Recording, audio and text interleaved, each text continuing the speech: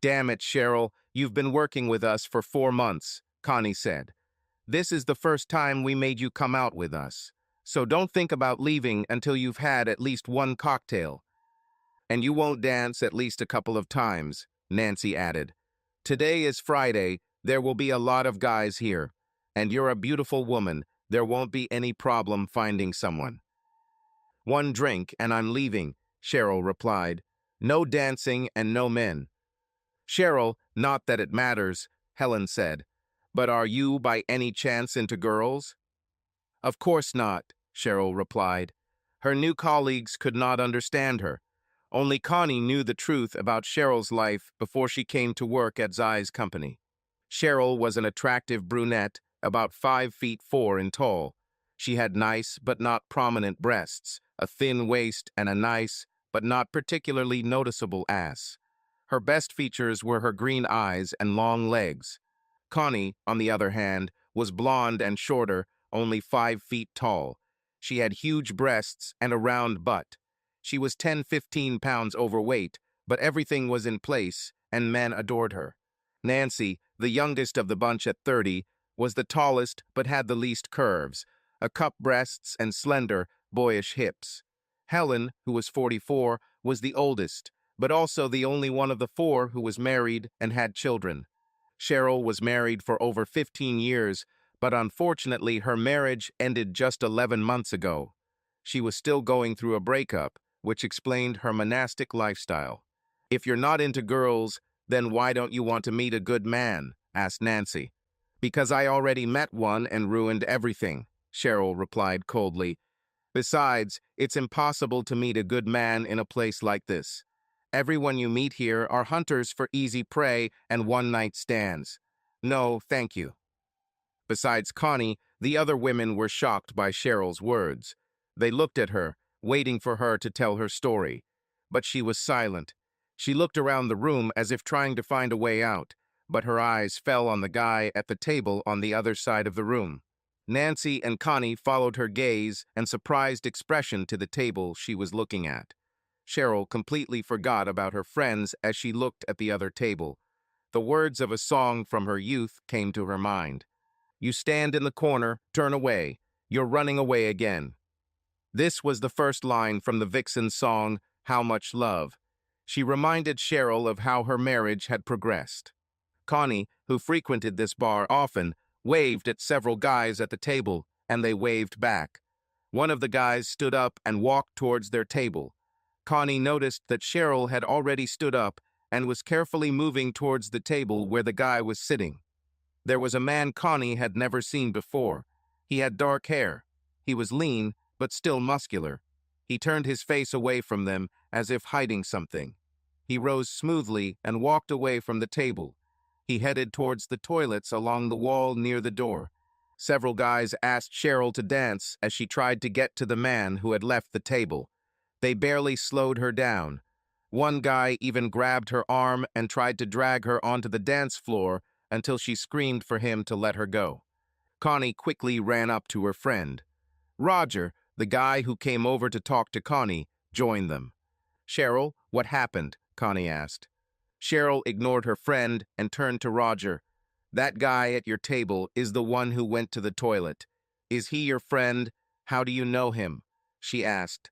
He was nice, honey, but maybe he's married or something, Connie said. Don't get attached to any guy before you meet him. Maybe he's not your type, or maybe you're not his. Like you said before, not many people come to places like this to meet their other half. Cheryl ignored Connie again. His name is Rob Thomas, isn't it? Roger nodded. He has been working with us for about 2 months. He's a hard worker and a great guy. But he lives like a monk. Many girls at work flirt with him all the time, but apparently he is already in love. This is the first time we were able to get him to come out with us. But something scared him. He returned to her and left. Did you hear that? I scared him, Cheryl said. A tear rolled down her cheek. Connie looked at her friend and her heart sank. Honey, I don't think you scared him. You're probably just not his type. Handsome guys who know they are handsome always think they can choose the women they want. Maybe he likes blondes. What kind of girlfriend does he have? Cheryl asked. Well, she's black and quite broad, Roger chuckled. Connie shrugged. Nothing surprised her anymore. Everyone has their own type, honey, just like we do, she said. It also has 4 chrome wheels, a turbocharged V8 engine, and a running horse in the grill, Roger said. Cheryl looked at Roger in surprise. What? She asked. As far as I can tell, Rob doesn't date girls. He loves his car. The only woman I've ever heard from him is his mother. That sound a few seconds ago on the street was the sound of his Mustang driving onto the track and leaving me here. If I don't hook up with someone today, I'll have to ask one of the other guys to give me a ride home. He winked at Connie. Looks like I'll be busy trying to calm my friend down, Connie said, but you let me know sometime. Connie took Cheryl to her home. She looked around and noticed several photos of Cheryl and Rob together. What surprised her most was the large framed wedding photograph. In the photo, Cheryl looked incredibly happy. It seemed that she was marrying the man of her dreams and was happy beyond belief. Rob, although younger, also looked very happy. Connie wondered what had happened to turn Cheryl into the depressed and seemingly dying woman she knew. Another thing that bothered Connie was Rob himself. He seemed almost afraid of the woman he had once been married to, the woman he once promised to love and cherish for the rest of his life. She needed to know more about this situation, and not just because of her friendship with Cheryl. That first time she saw Rob across the hall, before he sneaked out the back door of the bar, it was like time stood still for her. Cheryl came out of the bathroom wearing a long flannel robe. She had taken off her makeup, but her face was still red and her eyes were puffy from crying. Tears were still silently rolling down her face as she sat down on the couch and pulled her knees under her. Connie moved to the couch next to her friend. "Why don't you tell me about it, honey?" she said. "Sometimes it becomes easier when you say it, and I can't help you take revenge on him unless I find out what he did to you." Cheryl stood up for a moment and looked at Connie like she was an idiot. "I don't want revenge, Connie. I'm the one who ruined everything. All I want is my husband back." "But you're divorced?" Connie asked. "Didn't you have a chance in court to say no?" "I would move mountains," Cheryl said. "I would sell my soul for another chance. All he has to do is marry me again. But he doesn't even have to do that. I would be happy to just be his girlfriend or his backup option." Connie looked at Cheryl strangely. Cheryl was not a woman who would use such language. "Don't look at me like I'm crazy," Cheryl said sharply. "Rob is not someone who is just looking for a fling. If he started something with me, even something like that, it would still become something more. I just need a way to get back into his life. And even if it was just sex, I would agree to it without hesitation. He is my soulmate. We should be together," she said passionately. "Every second we're not together hurts me." Connie looked back at Cheryl. In the last few months that she had known Cheryl, this was the first time she had seen passion for something in her friend's eyes. Seeing Cheryl on the couch without makeup made her seem older, but at the same time more innocent and vulnerable. Connie knew that Cheryl was approaching 40, but the pain and emotions that came from her made her look older. "Rob and I got married when we were 22, Cheryl began. "We met in college and got married right after graduation. I'm from a small farming town in Iowa and Rob is from New York. Our families and upbringings couldn't be more different, but when we met, something clicked, and that was it. It happened at a party for one of those stupid environmental organizations that every college campus has. We were both there with other people, but it didn't matter. 2 minutes after we met, the connection between us became palpable. It was as if electricity was passing between us. Our eyes met, and we simply ignored everyone around us. It got awkward after a while. My boyfriend started getting angry and was making gestures like he wanted to fight Rob or something. Finally, Rob's beau saved us from the awkwardness by asking him to take her home. "I'm really interested in this event," Rob said, smiling at me but telling his date. "Maybe I'll take you home and come back." "Perhaps this will be better," the girl said, "though I doubt you'll be here alone for long." Can you take me home too? I asked my gentleman. He looked at me like I was dog shit on his shoe. Go to hell, he spat. I'm not a fool, so don't play stupid games with me. Why would I waste gas to take you to your dorm if you're going to come back here and have sex with another guy? He looked at me angrily. It's good that you disappeared. Then he just walked away, leaving me standing there. Dating Rob was a different experience compared to all the other guys I've met. Even though I didn't date that much, I quickly realized that this was different. First of all, that awkward getting to know each other period didn't exist. From the very first moment he returned to the party, he knew that I would be there waiting for him. In fact, before he finally introduced himself to me and we knew each other's names, we already knew it was different. Firstly, from the very first date, it seemed that we were already married. There was no doubt that there would be no other meetings or acquaintances.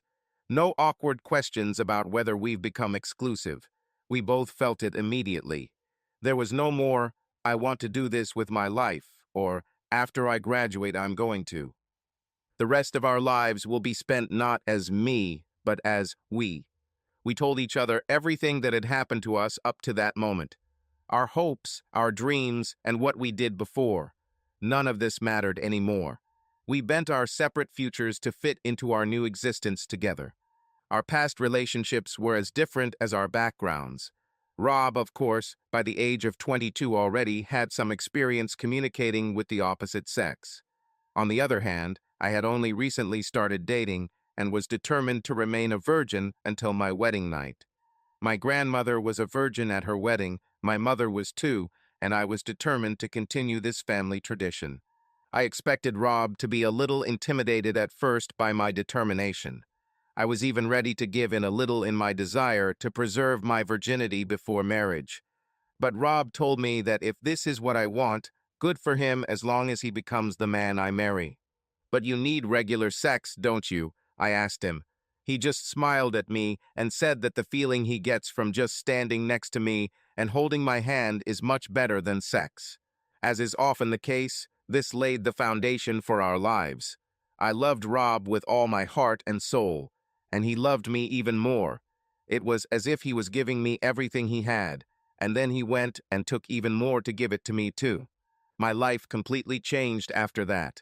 Although we were both adults and soon to graduate from college when we met, I quickly began to see myself as part of Rob. Several guys I dated found out I was in a relationship and wanted to know more. One guy asked me if I would give them a chance now that someone had broken me. Get what? I asked. Get a little me? He smiled. I don't think that will happen, I said. Besides, you're asking the wrong person. You need to talk to Rob. So we saw everything. My lips were where Rob's kisses were. My breasts are for Rob to play with. My butt was where Rob put his hands when we danced. And most importantly, my heart was where all of Rob's love went. Life right after college was different. I think in my head, before I met Rob, I always expected to move back home and maybe find a job in one of the larger cities around the small town where I grew up. In the last weeks before graduation, I began to think how difficult it would be to leave him and go home. Everything inside me was twisted. I think that's when I realized that everything we talked about, all the words of love, were real. I couldn't just walk away and leave him for long, just like I couldn't leave my head on the table. It was simply impossible. He was a part of me. I wondered why he didn't worry as much as I did. I foolishly listened to one of my classmates who told me that men are simply different from women. They are not that emotional. She said that where I was emotionally attached to Rob, men were emotionally attached through sex, and because we hadn't done that yet, our connection didn't affect him as much as it did me. It seemed logical, just like men could spend the night with someone and just walk away and never call the girl again. The girls were often devastated and spent weeks wondering what was wrong with them. I decided to talk to Rob and explain to him how I felt. I also wanted to know why he wasn't as worried about our upcoming separation as I was. I got turned on and started to think that maybe Rob was tired of me and wanted a girl he could just sleep with without waiting for the wedding. Looking back, if I had remembered the lesson I learned back then, Rob and I would still be together today. I still remember him lying on his couch, studying, when I burst into his dorm. "Rob, maybe you don't love me as much as you claim," I screamed. "I'm in tears because we won't be together after graduation next week, and you're just studying like nothing matters. Don't you understand that my life will be terrible without you, even if it's only for a short time? Rob, I love you. I don't want us to ever be apart." He just looked at me like I was the village idiot. "Cher, we won't be apart," he said calmly. "What?" I asked, sitting down next to him on the sofa. "I was going crazy trying to decide if I should just follow you to Iowa or if you should come to New York with me," he said. "I looked at all the pros and cons and came to the conclusion that the best thing for us, and perhaps for our children, would be to stay here." My eyes got even bigger. "Iowa has small-town charm and the best atmosphere for families," he continued. "But the job opportunities in both of our fields there are terrible. New York, on the other hand, has all the career prospects you'd expect from a major city, but I wouldn't want to raise a puppy, let alone our kids, in a place like that. So I decided that the best thing for us would be to just rent an apartment here, move in together, and start looking for work. As soon as we have an income, we can get married and—" He didn't have time to finish. My brain finally understood what he was talking about, and I just grabbed him and started kissing him. I literally tried to kiss him to death. I didn't even let him breathe. He tried to show me the apartments he had booked for inspection, but nothing could make me let him go. I would have sex with him right there on the dorm couch, with the door wide open, and I wouldn't care who saw us. "Why didn't you tell me about this earlier?" I finally asked him. "I didn't think it was worthy of attention," he replied. "We both knew from the very first moment that we would never be apart, right?" "I guess sometimes I just need you to remind me," I said, trying to hide my tears. Our first apartment was terrible. In the winter, it was colder than Alaska, and in the summer, it was hotter than hell. There were a lot of strange noises, not enough cabinet space, and too much renovation work. But I loved this place like a palace. Rob found a job in sales the first week out of school. It took me a few weeks, but I finally got a part-time job, which later became full-time. Every penny we could save went toward the wedding, or at least the honeymoon. I would have just gone to the registry office and married Rob as soon as he asked me, but he reminded me that we would only get married once. We have to do this right. He didn't want me to have regrets or bad feelings later. His family gave us several monetary gifts that helped with the planning and organization of the wedding. Unfortunately, my family couldn't or wouldn't help. I think my parents were upset because I didn't come home after graduation. Actually, I think they thought I got pregnant or something, and that's why I didn't come back. It took a lot of time and visits from both sides for them to finally reluctantly accept Rob and that we truly loved each other. The weeks leading up to the wedding were terrible for me. I wanted Rob so badly that I began to regret that I had promised to remain a virgin until marriage. In the last 2 weeks before the wedding, I started sleeping in Rob's bed, and often, when he hugged me in a dream, I seriously thought about just sleeping with him. There were even a few occasions when he accidentally touched me when he woke up, and I took off all my clothes and rubbed myself against him while he hugged me. Our wedding night was a turning point for me. We scraped together the money for literally the worst cabin on a cruise ship. It didn't matter because we never saw the deck. I'm so glad we didn't save up more money for a better cabin or fancier meals.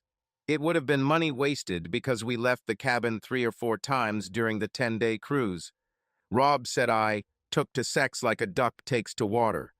I couldn't get enough of him. During these 10 days, I made up for lost time. During our honeymoon, I went from a protected virgin to Rob's personal slave. We tried everything we could imagine. Over the next few years, we grew closer and closer to each other. We both moved up the career ladder, but we did it on our own terms. We made it clear to our employers that work was important to us, but our marriage was the universe. Rob started in sales and moved into marketing. He probably could have made more money by staying in sales, but promoting there would have meant frequent travel. We both didn't want this. It was the same with me. I worked like a horse. All my bosses claimed that I was one of the hardest working employees in the company. The only problem they had with me was that no matter what happened during the workday, when it was time to go home to my husband, I left. There have been times when I've been told that if I can't stay late after work, I'll probably be fired. Okay, I replied to my manager. I liked working here, but I can easily find another job. But replacing a husband will be much more difficult, if not impossible. Over time, our assets grew. We moved from one apartment to a better one and finally bought a beautiful house. And under pressure from his mother, Rob and I began to seriously discuss the possibility of having children. Rob joked that my body clock was ticking so loudly that he could hear it from outside. We planned everything: when I should stop taking birth control pills, when I should quit my job, and even what months I would prefer to be pregnant. We decided to start trying in late summer. There was nothing wrong with our marriage at that time. In fact, it was perfect, too perfect to last. And that was mainly thanks to Rob. Have you heard about marriages that become boring over time? Rob didn't let that happen. He always surprised me with small gifts, flowers, or vacations. We always had a few dates throughout the week and took classes together to try new activities and keep the relationship fresh. We took acting lessons one summer just for fun. The following summer, we took up fencing. The summer before it all ended, we tried rock climbing and realized we were both afraid of heights. Our sex life was magical, but unfortunately, I didn't realize it. I think I started to take Rob and everything he did for me for granted. I worked in an office full of people, mostly women, who were much younger than my 36 years. When I told them that I had been married for 14 years, their eyes would roll. I had no stories of showing up to work with a hangover from too much alcohol and sore private parts. I didn't have any comparisons to discuss whether hard sex was better than a regular meeting at the cleaning station with a man whose name you never learned. I've never lied to get out of a situation where I forgot I was going out with someone because I had 2 or more guys planned on the same evening. I have never had sex with more than one man at the same time. In fact, one of the secretaries told me that I was sexually retarded. I was an anachronism, a relic of the early 20th century. They don't make people like me anymore. I started obsessively thinking about sex with someone other than Rob. It started to take over most of my everyday thoughts. I mentioned in conversation one day that I was thinking about asking Rob to let me try it. All the women immediately told me to shut up. "Are you out of your mind?" they asked. "Your husband will never let you do this. Men are like little boys. They all want to keep us locked up, reserving us only for themselves. It doesn't matter if your husband is cheating on the side, which he probably is. You can never let him know that you want to try another man. In his mind, it becomes a competition. Once you do this, you will create a lot of problems for yourself. Don't tell him, just do it," they said. "Besides, even if he lets you do it, at some point you will have to give him your turn. Are you ready to let him have another woman, probably younger than you, with a nicer butt and bigger breasts?" "Every man on earth doesn't want an ordinary woman like you, Cheryl," said my friend Tina. She pointed to the other side of the office. "They all want girls like Molly." Molly was a temporary employee who had just graduated from college.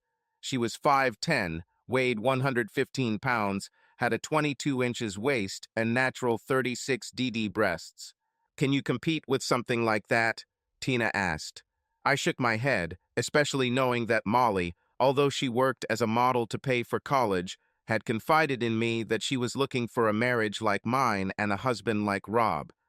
The thought of Rob having sex with her in exchange for my desire to try another man scared me. I could never get him back. That decided everything. The only thing left to do, since I was only going to try it once, was to decide what kind of guy I wanted. They all had their advantages, and I needed to really choose something different. After a few days of thinking, I made up my mind. I think it was partly because of the thoughts of Rob and Molly that I decided that youth and enthusiasm were something worth trying. I ended up dating one of our college interns, David Parker. It took several weeks to build the relationship. I started spending time with him outside of work and finally got to the point where he accidentally touched me. When I moaned in response to his awkward movement, he did everything to get me into the hotel room one Wednesday during lunch break. He didn't care if I liked it or not. When we finished, he simply left the room. I lay there feeling cheap and cheated. I cried and had only myself to blame. When I got home, I couldn't look Rob in the eyes. I had to pretend I was sick and go to bed. He did everything to make me feel even worse. He arched his back, trying to take care of me. He tried everything he could to make me better. I felt like dirt. I didn't deserve such a good husband. A few days later, everyone at work found out that I had slept with David. He told everyone he could. He even started calling me his married prostitute. A lot of people at work started staying away from me, and a lot of guys started hitting on me. One of the managers even tried to drag me into the storage room and asked me to please him. I realized that for a while I was untouchable and special. Predators usually avoid faithful married women. But I moved to the camp of easily accessible girls, and now I have become an accessible target. David continued to press me and demand that I continue. I refused and told him that I would file a sexual harassment complaint if he mentioned it again. He was young enough that threats, although unfounded, would work. The thing I hated most about David was that he only spoke to me when no one else was around. He bragged to all the guys that he accepted me, but he did this only to improve his reputation.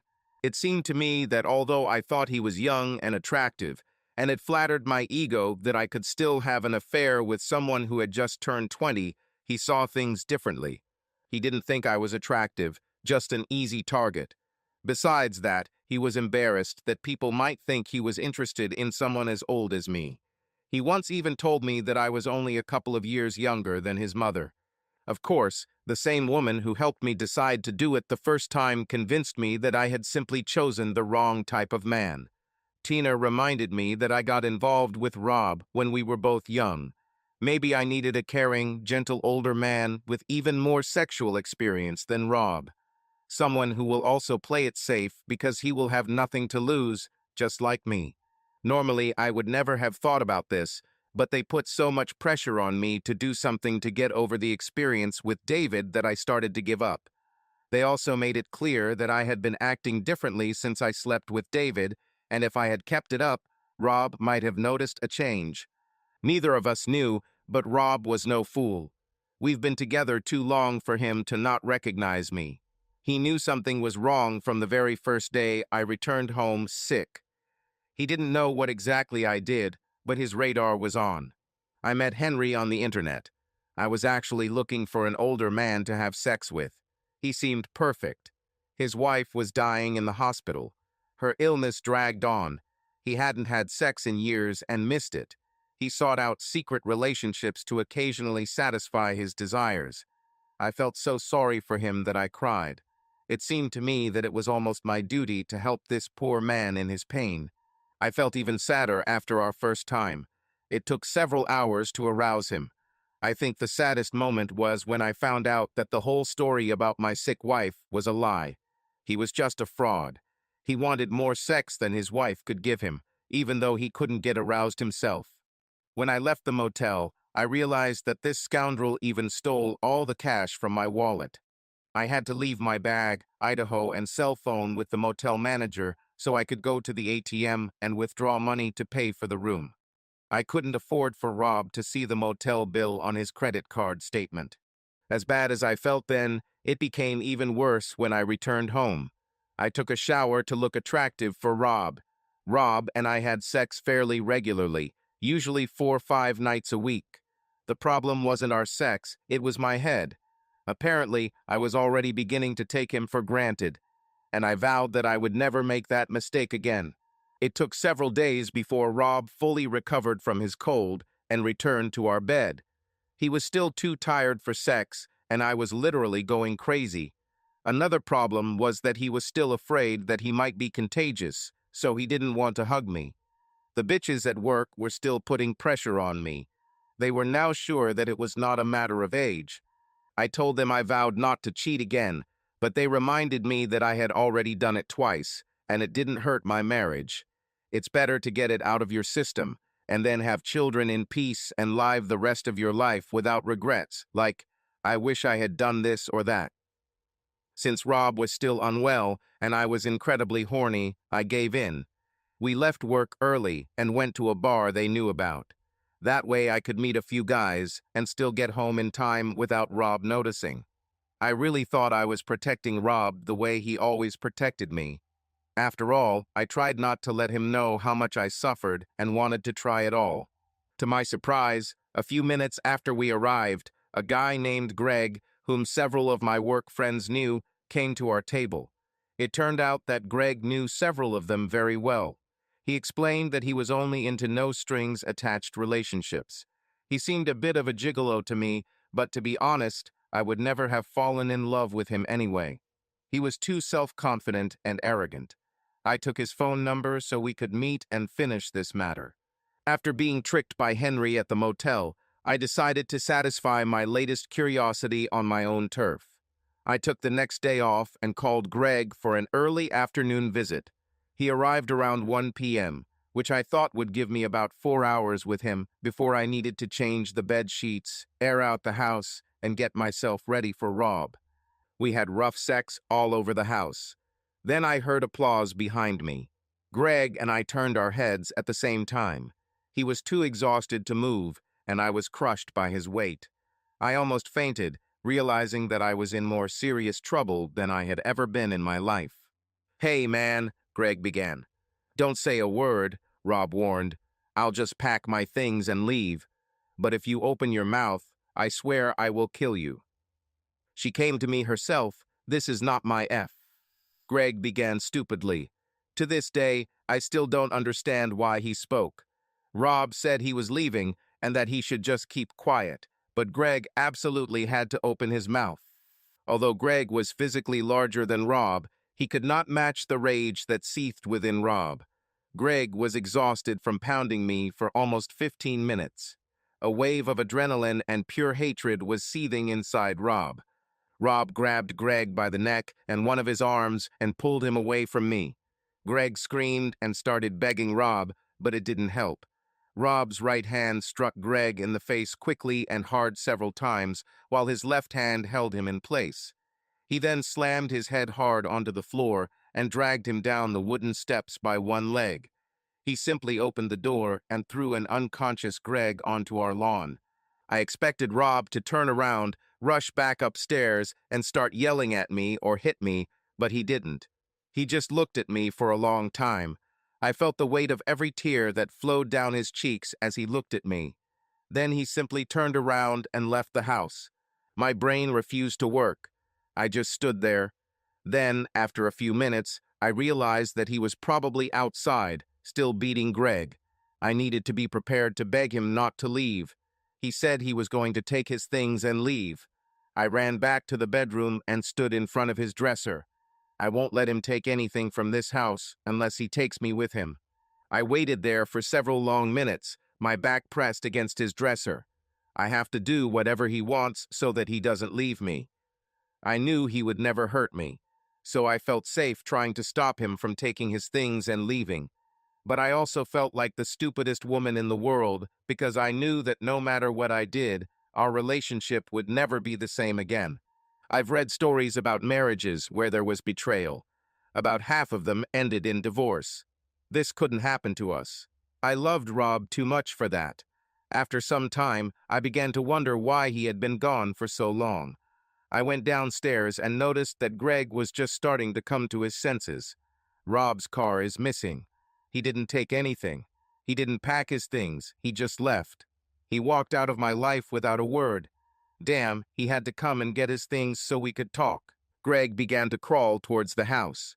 When he reached the porch, I slammed the door in his face. He stood on my porch in the middle of the day, completely naked. I would never let him back into the house. What if Rob comes back and sees him inside again? Rob might think I'm on Greg's side. But I didn't worry for long. The police arrived a few minutes later.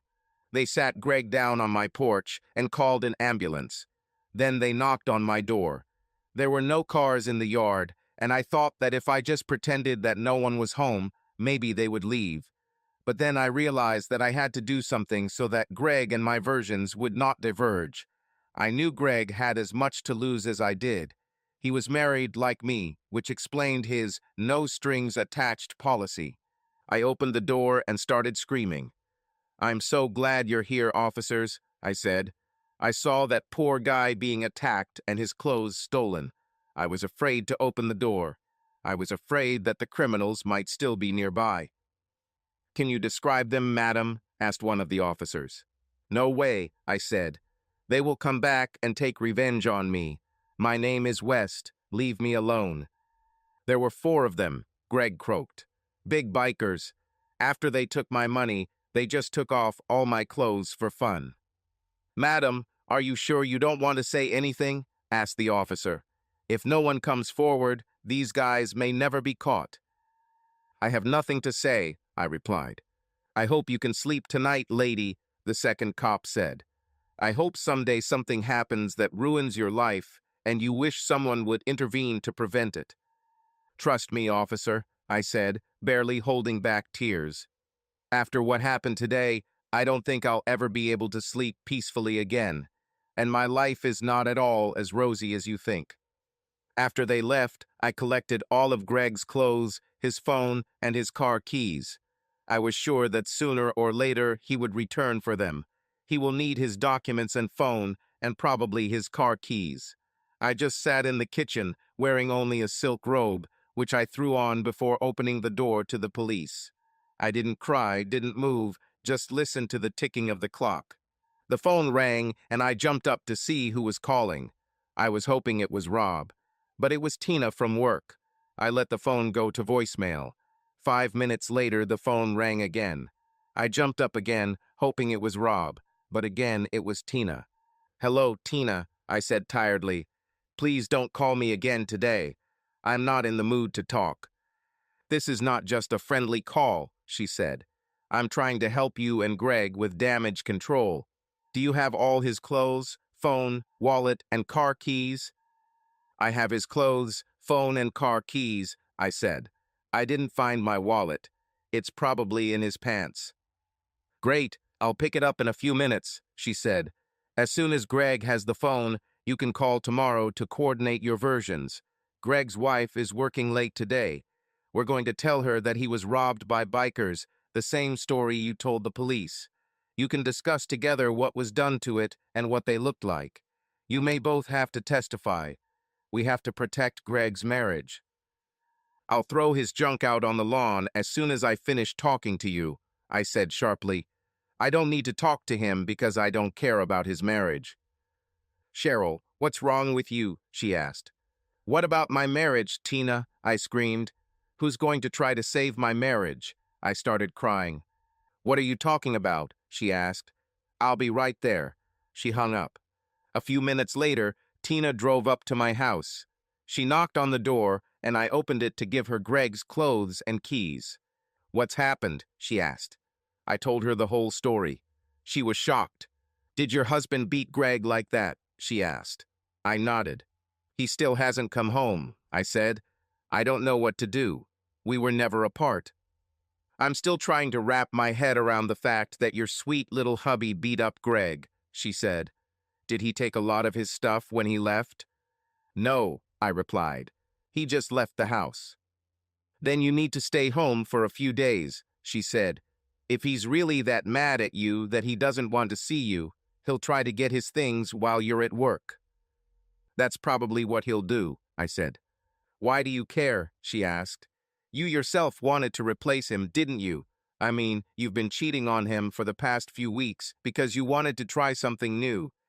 This usually happens when a woman either wants to end her marriage or suspects that her husband is cheating on her. So which of these is true?" "Neither," I replied. "Rob will never cheat on me, just like I will never cheat on him. I can't replace him. He's perfect for me. In fact, I realized this right before I started this whole Greg thing." "Cheryl, why were you sleeping with other men then?" she asked. "Because whether you like it or not, honey, that's exactly what you did. You cheated on your husband." But I was only listening to you, I screamed. The only man I've ever been with is Rob. You all talked about variety, trying new things and different guys. It made me feel old and boring.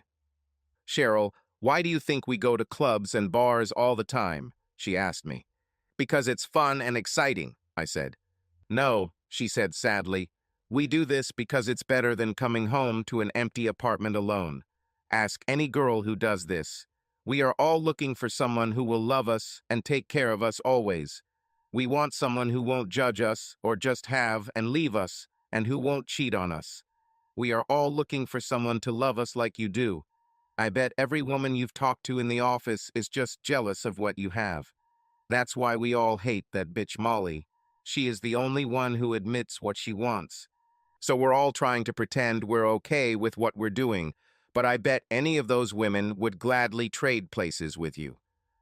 Oh no, I said, realizing what I had done. Do you know how many times I went home with some guy, let him have me, and pretended that terrible sex was good, only for him to then take me to a party, she asked.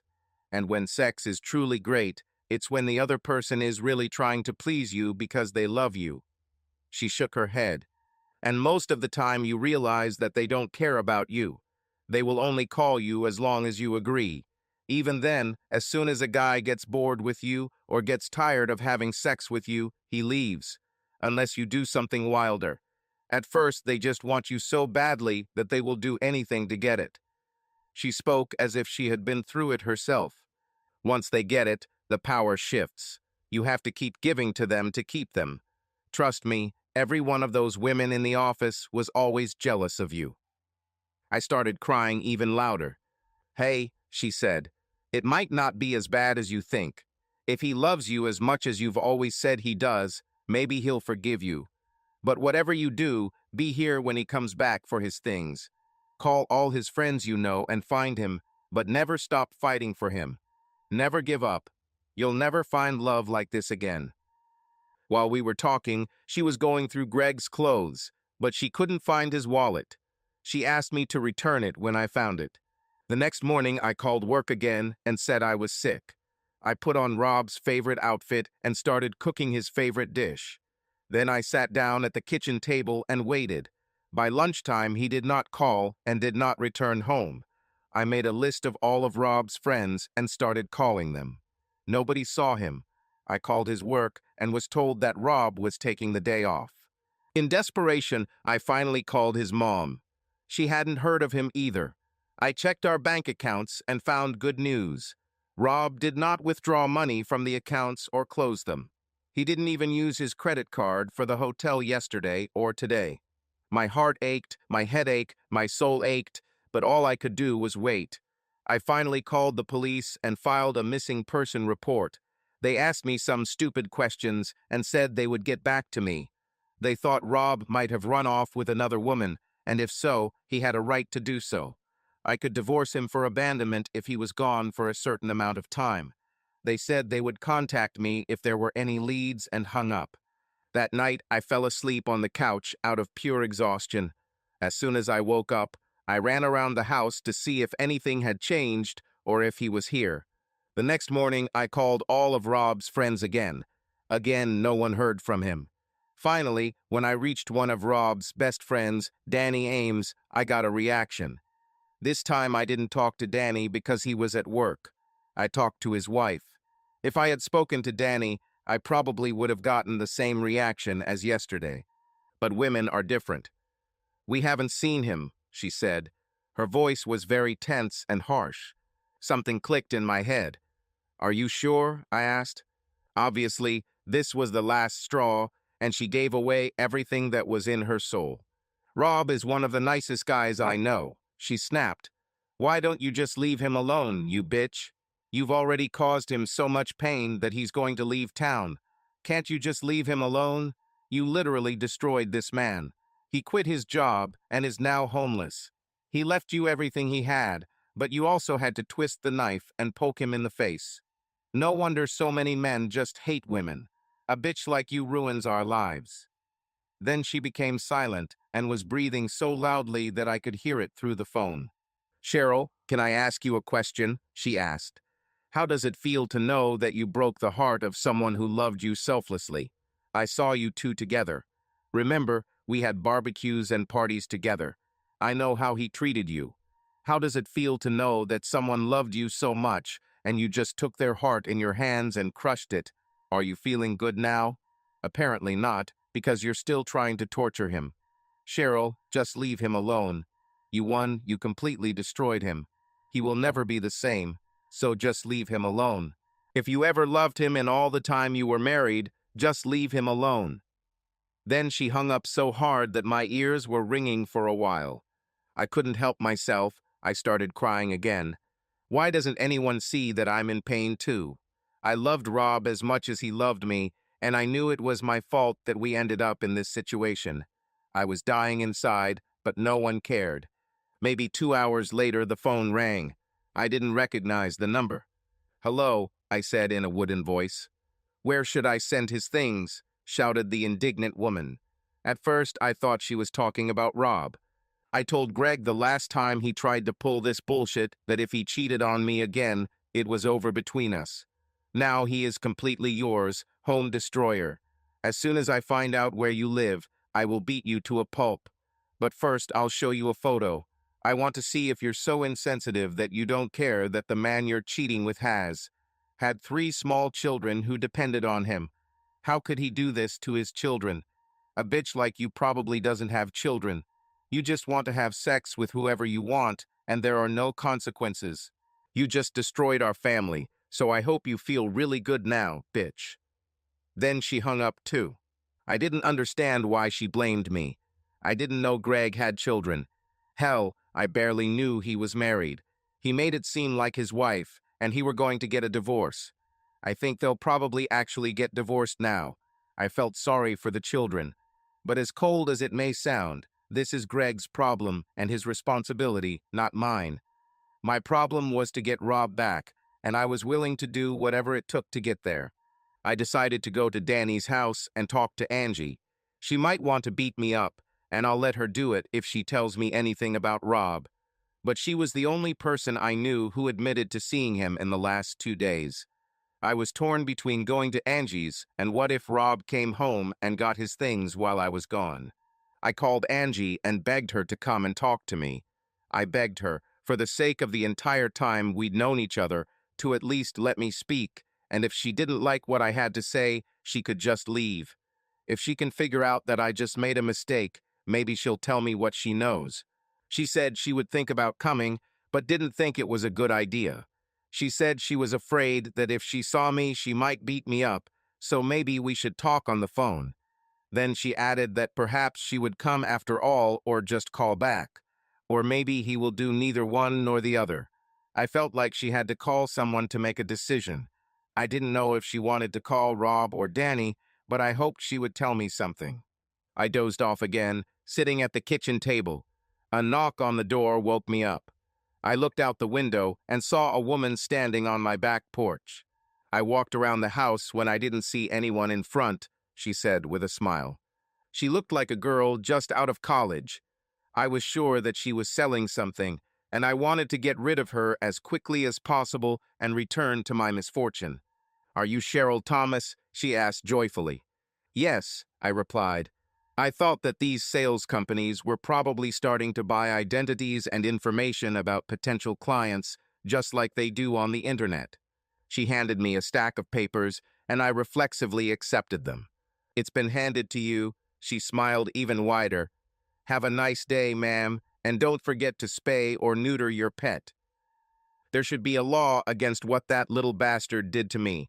I haven't eaten anything for the last 3 days. I became depressed and could barely hold on. When I looked at the papers she handed me and read them, I fell into even greater shock and collapsed on the floor. The heading on the top of the papers read, "Claim for dissolution of marriage." As I fell to the floor, I remember my eyes focusing on her tight, firm little ass that swayed flirtatiously from side to side as she walked away from me. This bitch was actually reading another stack of papers as she walked. Is this really her damn job?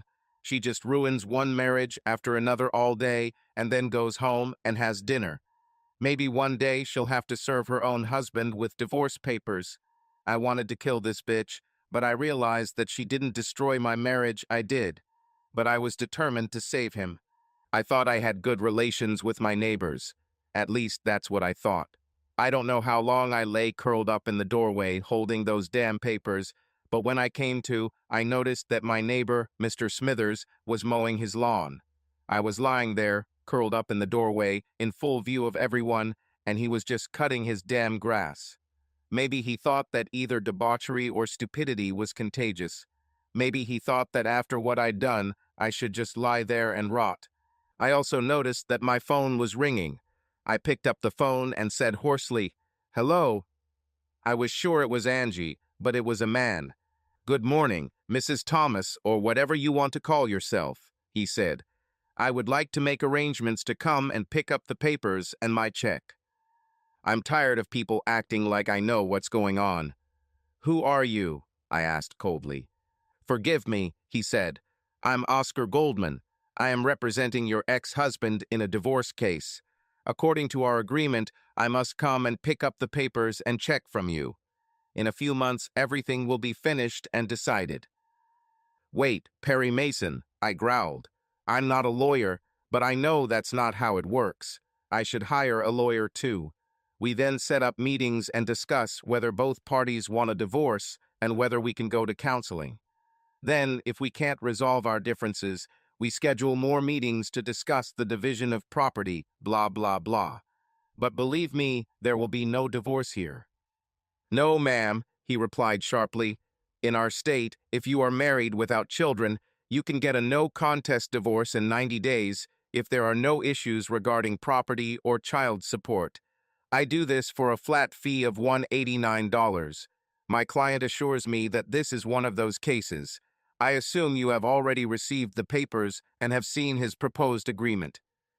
"First of all, I haven't had a chance to look at your damn papers yet," I screamed into the phone. "And secondly, this divorce will definitely be contested. I will never agree to divorce him. And whatever he tries to use to buy me out of marriage, it won't work." "Everyone has their price," he smiled. "Which one is yours?" "I have no price," I hissed. "Stop, I changed my mind. Yes, I have a price. I will give him a divorce if he gives me what I want more than anything in the world." "What is this?" he asked. "I want my husband back," I said. Then I finally hung up. I wasn't an idiot. I looked through the papers and started crying again. Rob gave me everything except the car he drove away in and the clothes he was wearing. He even offered to return the car when he got to where he was going. I had my own car. Why would he think that I needed his in addition? It was obvious that Rob just wanted to get away from me. He was ready to just leave, and he left. I still had the house, all of our money, which was mostly his, all of our investments, even his clothes and personal items. He gave me everything he had just to get rid of me. He didn't even tell anyone what I did. He just wanted freedom. But I loved him too much to give it to him. Almost a month later, despite the fact that I hired a lawyer and tried to challenge the divorce, the judge approved it. He wondered what I had done to Rob to make him literally just walk out of the house and leave me everything he had worked for almost 15 years to get away from me. My lawyer immediately raised the issue that Rob was making significantly more money than I was, so there had to be some kind of alimony agreement. The judge thought it was my idea, so he approached me. "Woman, when this man left this state, he was homeless. As far as I understand, he quit his job and left you everything he had, even his clothes. What else can you take from him? Do you want me to put him in jail too?" God, I wish this judge could put Rob in jail. I would have been there with him right away. I would talk to him every day until he forgave me. Your Honor, my client has not had the opportunity to even briefly speak with her husband since he left her. Usually a meeting is envisaged between the offended spouses to resolve issues, my lawyer said. Lawyer, you read too many damn internet stories about divorce. There is no law or statute that provides for this. All documents have been submitted correctly. Divorce granted. If I had any say in the matter, I would have changed the property division to the standard 50-50. But this poor guy just wanted to walk away with the rest of his dignity. Let's leave it to him. The divorce will be finalized in 60 days. Next thing. He hit his hammer, looked at me, and shook his head. I was sure he muttered, "bitch," under his breath. He then called the next case. I quit my job. I couldn't work there anymore. Every guy thought I was an easy target and desperate. All the women thought I was stupid. I stayed home for a while, living off our savings. I used some of our investment to pay off my mortgage and refinance it so I could afford a house on my own. I tried to improve relations with some of our friends, but no one wanted to be friends with me.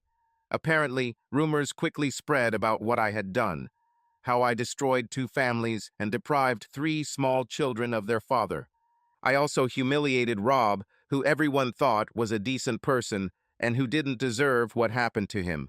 It seemed like no one cared about my pain. About a month after our divorce was finalized, Greg showed up. He was drunk and wanted sex.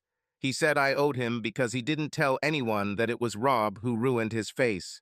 I tried to close the door on him, but he put his foot in it to hold it open. I snapped the chain shut and ran to the kitchen to grab the biggest knife I could find. When he reached through the door to try to remove the chain, I cut him. A small cut, and he knew I was serious. He looked at me in surprise. I think he thought I was playing some kind of game, but I hated the bastard. "You'll never have me again," he chuckled. "Bitch." "Oh, look," I smiled. "My husband is arriving." Greg looked back, and it seemed to me that fear showed on his face. He didn't want to deal with Rob again. He ran away, and I never saw him again. Over the past few months, I have begun to rebuild my relationship with Rob's mom. She always considered me a daughter, and I think I convinced her that I loved her son more than life itself. She knows that I made a colossal mistake that I may never be able to correct. She has forgiven me and sometimes reads cards and emails from him to me, but she will not take my side or try to help me contact him. She didn't even tell me he was back in this state. There will never be another man for me, that's for sure. That's why I didn't go out to bars with you anymore, even tonight.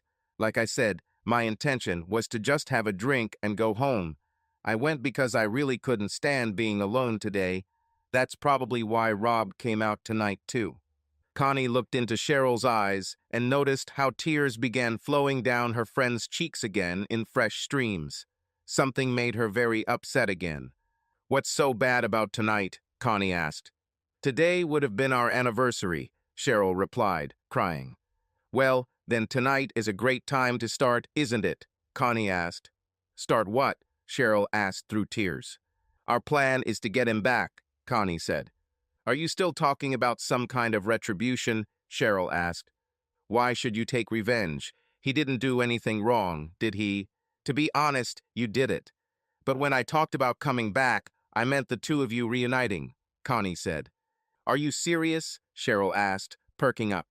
"Sure, seriously," Connie said. "I know it seems impossible, but it's actually not that hard." Cheryl looked at Connie strangely. "Why do you think so?" she asked. "Because you both still love each other," Connie said. "That kind of love is very difficult to find. So that must mean something. It may take some time, and we will have setbacks and mistakes along the way, but if you are willing to commit yourself fully to it, we can do it." "I will do whatever it takes to get Rob back," Cheryl said. "Okay, then we need to start planning," Connie said. "What does he think about what happened between you?" "I don't know," Cheryl said. "I haven't spoken to him since he caught me. He just disappeared, and no one said anything to me. Even the people who knew where he was didn't tell me anything. When I saw him tonight, it was the first time I've seen him since this happened." "No wonder you're so excited," Connie said. "I didn't even know he was back in town, let alone that he was working somewhere nearby. I don't know anything else about him," Cheryl said. "Well, except for one thing." "And what is this?" Connie asked. "That there is one woman who will love him until the last day of her life," Cheryl said. "No matter what." "Sorry, honey," Connie said, "but this doesn't help us. We need specific information about what he is like now. This experience with you has probably changed him. Did you notice anything different about him? Well, he seems more muscular, Cheryl said, and he seems less open, less trusting than before. He just seems sadder. What did you expect? Connie asked. Sweetheart, if he loved you as much as you say, what you did to him probably made him feel like you ripped his heart out of his chest with a shovel and handed it to him. He won't trust anyone easily, especially a woman, and especially not you. He will probably do anything to avoid having to feel that way again. So it will be very difficult. But not impossible, right? Cheryl asked with a hint of desperation in her voice. Why do you want to do this? Connie asked, changing the subject. Do you want this for yourself? Do you need to get him back to regain what you once had? Or do you just like the way he has sex with you? Why is this so important to you? Because I love him, and without him I'm nothing, Cheryl said. My life hasn't felt like life since he left. It's like just a mechanical existence until I can die. You can't get it from another man? Connie asked. There are a lot of men out there and a lot of women who are looking for someone to love. Can't you just go looking like the rest of us? I tried with other men, Cheryl replied sharply. And it's not just about sex. No other man I've met makes me feel the way Rob does. My stupid decision to try other men wasn't because I didn't like Rob or that I was tired of him. I just wanted to understand what those stupid women in my old office were talking about. If I had known that it would cost me my marriage, I would never have taken the risk. I would remain curious for the rest of my life. Okay, but I have to warn you, this will probably be painful for both of you, Connie said. If you love him as much as you say you do, how can you be willing to put him through all the pain that would cause? She looked at Cheryl. I mean, if you love someone that much, why make them suffer? Because he's already suffering, just like me, Cheryl said. At least this way he will have an end to his suffering and a light at the end of the tunnel where we will be together again and ultimately happy. If we don't stay together, I'm not sure either of us will last much longer. Okay, I'll start on Monday, Connie said. All her questions convinced her that they were doing this for the right reasons. What will you start? Cheryl asked excitedly. The first thing we need to do is get close to him. Luckily, I know his buddy Roger from the bar. I'll go to his work on Monday morning and ask him to introduce me to Rob. I'll get Rob to agree to talk to me. When he feels comfortable in my presence, I will try to find out how he feels about you. Then I will gradually convey information about you and how you feel to him. Our goal is for him to eventually agree to talk to you. When we achieve this, we will see what to do next. Sounds great, Cheryl said enthusiastically. Then her expression changed. What do you get out of this? She asked. I'm a firm believer that what goes around comes around, Connie said. Until now in my life, I have had a lot of fun, and lately this has become my problem. I've reached the point where I don't want to be that fun girl anymore. I want something like what you had. So maybe if I help you find your true love again, someday someone will help you find mine. Connie spent Saturday trying on different outfits in front of the mirror at home. She had to be very careful in how she approached Rob. It would be very different from every other man she had ever chased. Connie knew her strengths and weaknesses from her teenage years and knew how to maximize some and minimize others. Usually her plan was to wear a tight skirt and low-cut blouse and frequently bend over in front of the guy. It usually worked, but Rob wasn't a ladies' man, and he was already badly hurt, so a direct attack wouldn't work.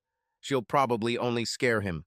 Early Monday morning, she took a shower and applied a light floral scent. She didn't want her scent to overwhelm him. She wore shapewear because she knew she had a little extra around her waist. In addition, it made her breasts and buttocks more expressive.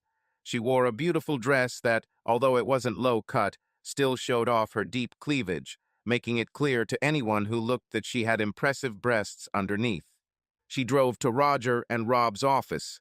She saw Roger, and he smiled and waved at her. "I've never seen you covered up like that, baby," Roger said. "Were you so desperate to see me that you couldn't wait for the next time I showed up at the bar?" "Roger, honey," Connie drawled. "Remember that thing you always wanted so much?" You mean that thick, round thing you're sitting on? He grinned. Roger was instantly awake and excited. Uh-huh, Connie said. If you do me a favor, I can't promise you'll get it, but it will get you a lot closer to me considering it, she said. Who do I need to kill? He asked. Do you remember my friend from the other night? She asked. Which one? There were 3 of them at your table, Roger asked. The brunette, she began. Oh, damn, wasn't it the one who was depressed all the time, crying and so hysterical that you had to take her home and prevent me from having any fun? He asked. Yes, that's her, Connie said in a gentle voice. Okay, I'll kill this bitch, Roger snapped. Damn it, she probably wants to get killed herself. She looked so damn miserable. Roger, I don't want you to kill her. Connie began. There's no chance I'll sleep with her, Roger said sharply. There is no benefit in such situations. All these depressed women are too depressed to enjoy sex. Listen, dumbass, Connie interrupted. You couldn't get her into bed even if you wanted to, and I don't want you to do this. Don't you remember? She was married to your friend Rob. Damn it, Roger exclaimed. No wonder the poor guy doesn't want to deal with women. I tried to set him up with someone a couple of times, but he simply ignored them. Then the girls got angry at me. He's probably pretty cute or whatever women like, but as soon as I introduce him to some girl, he just won't talk to her. He acts like it's Friday night. As soon as you approached our table, he immediately disappeared.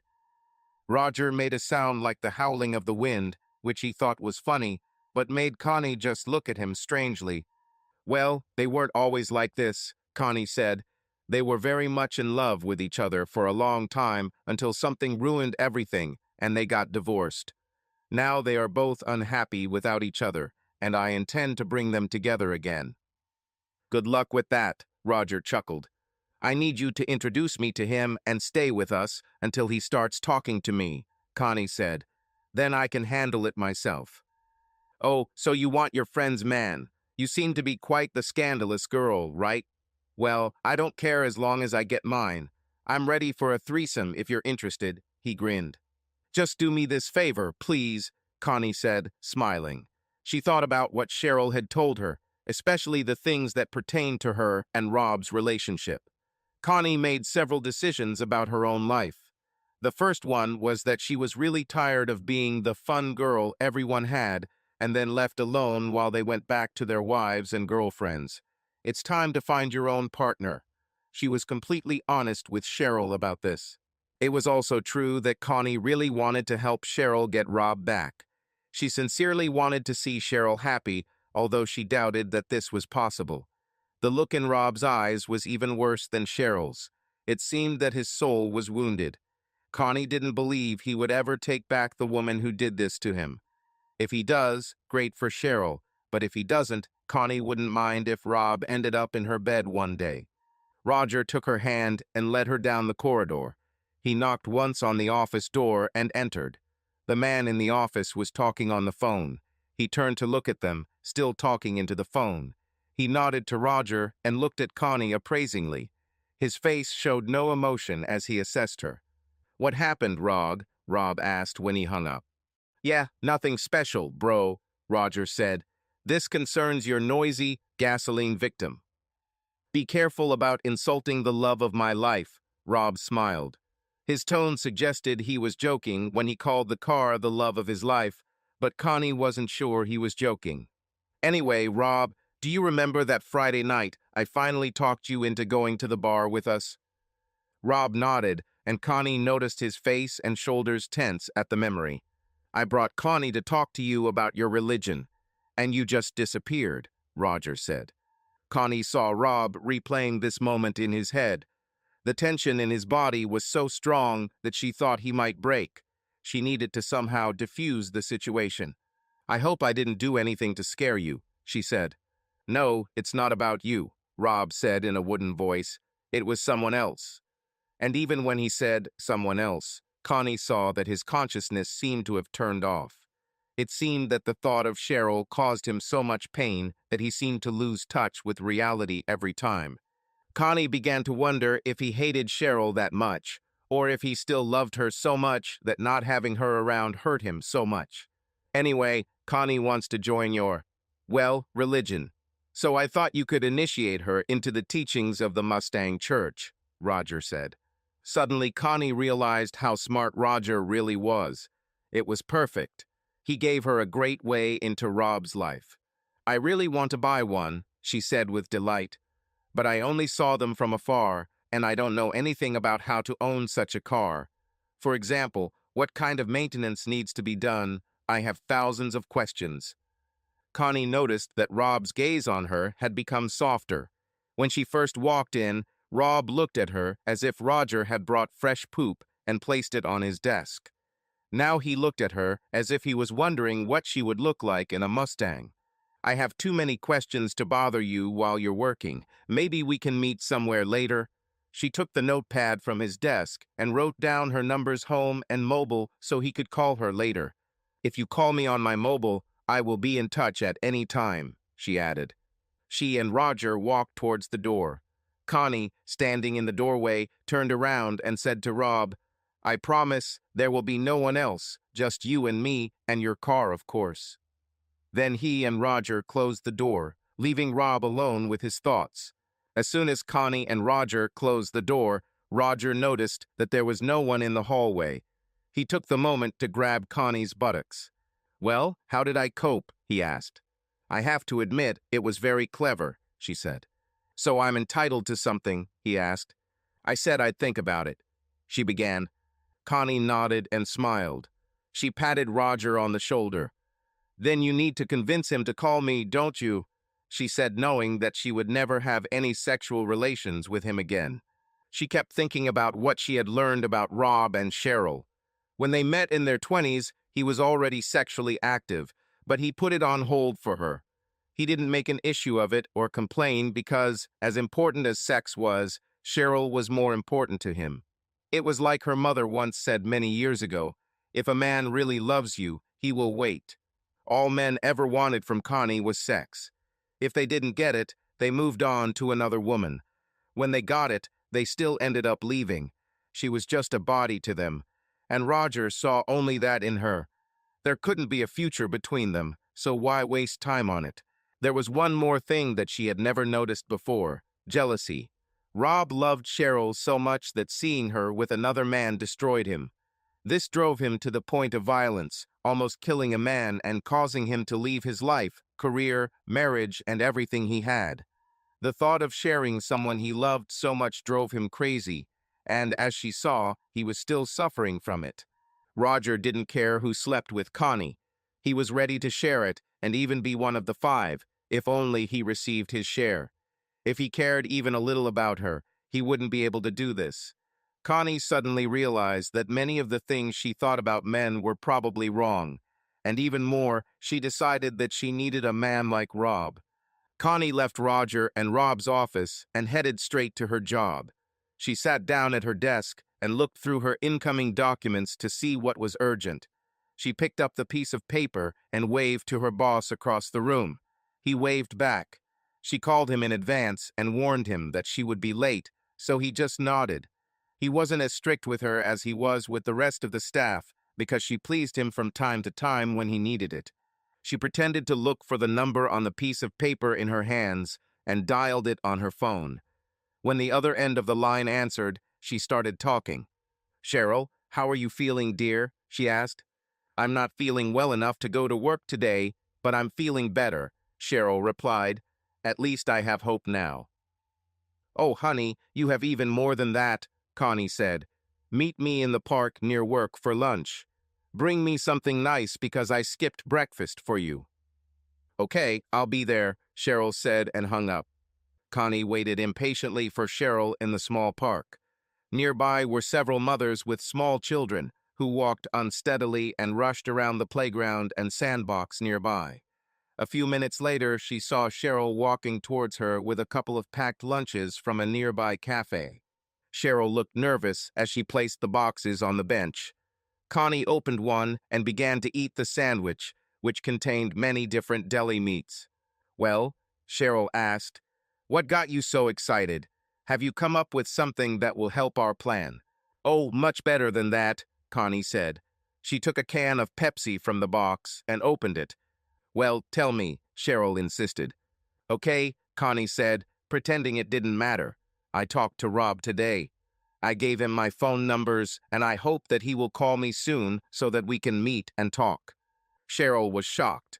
She sat down on the bench and did not move for a long time, and then her face broke into a smile. How is he? What did he say? Did he mention me? Did you mention me?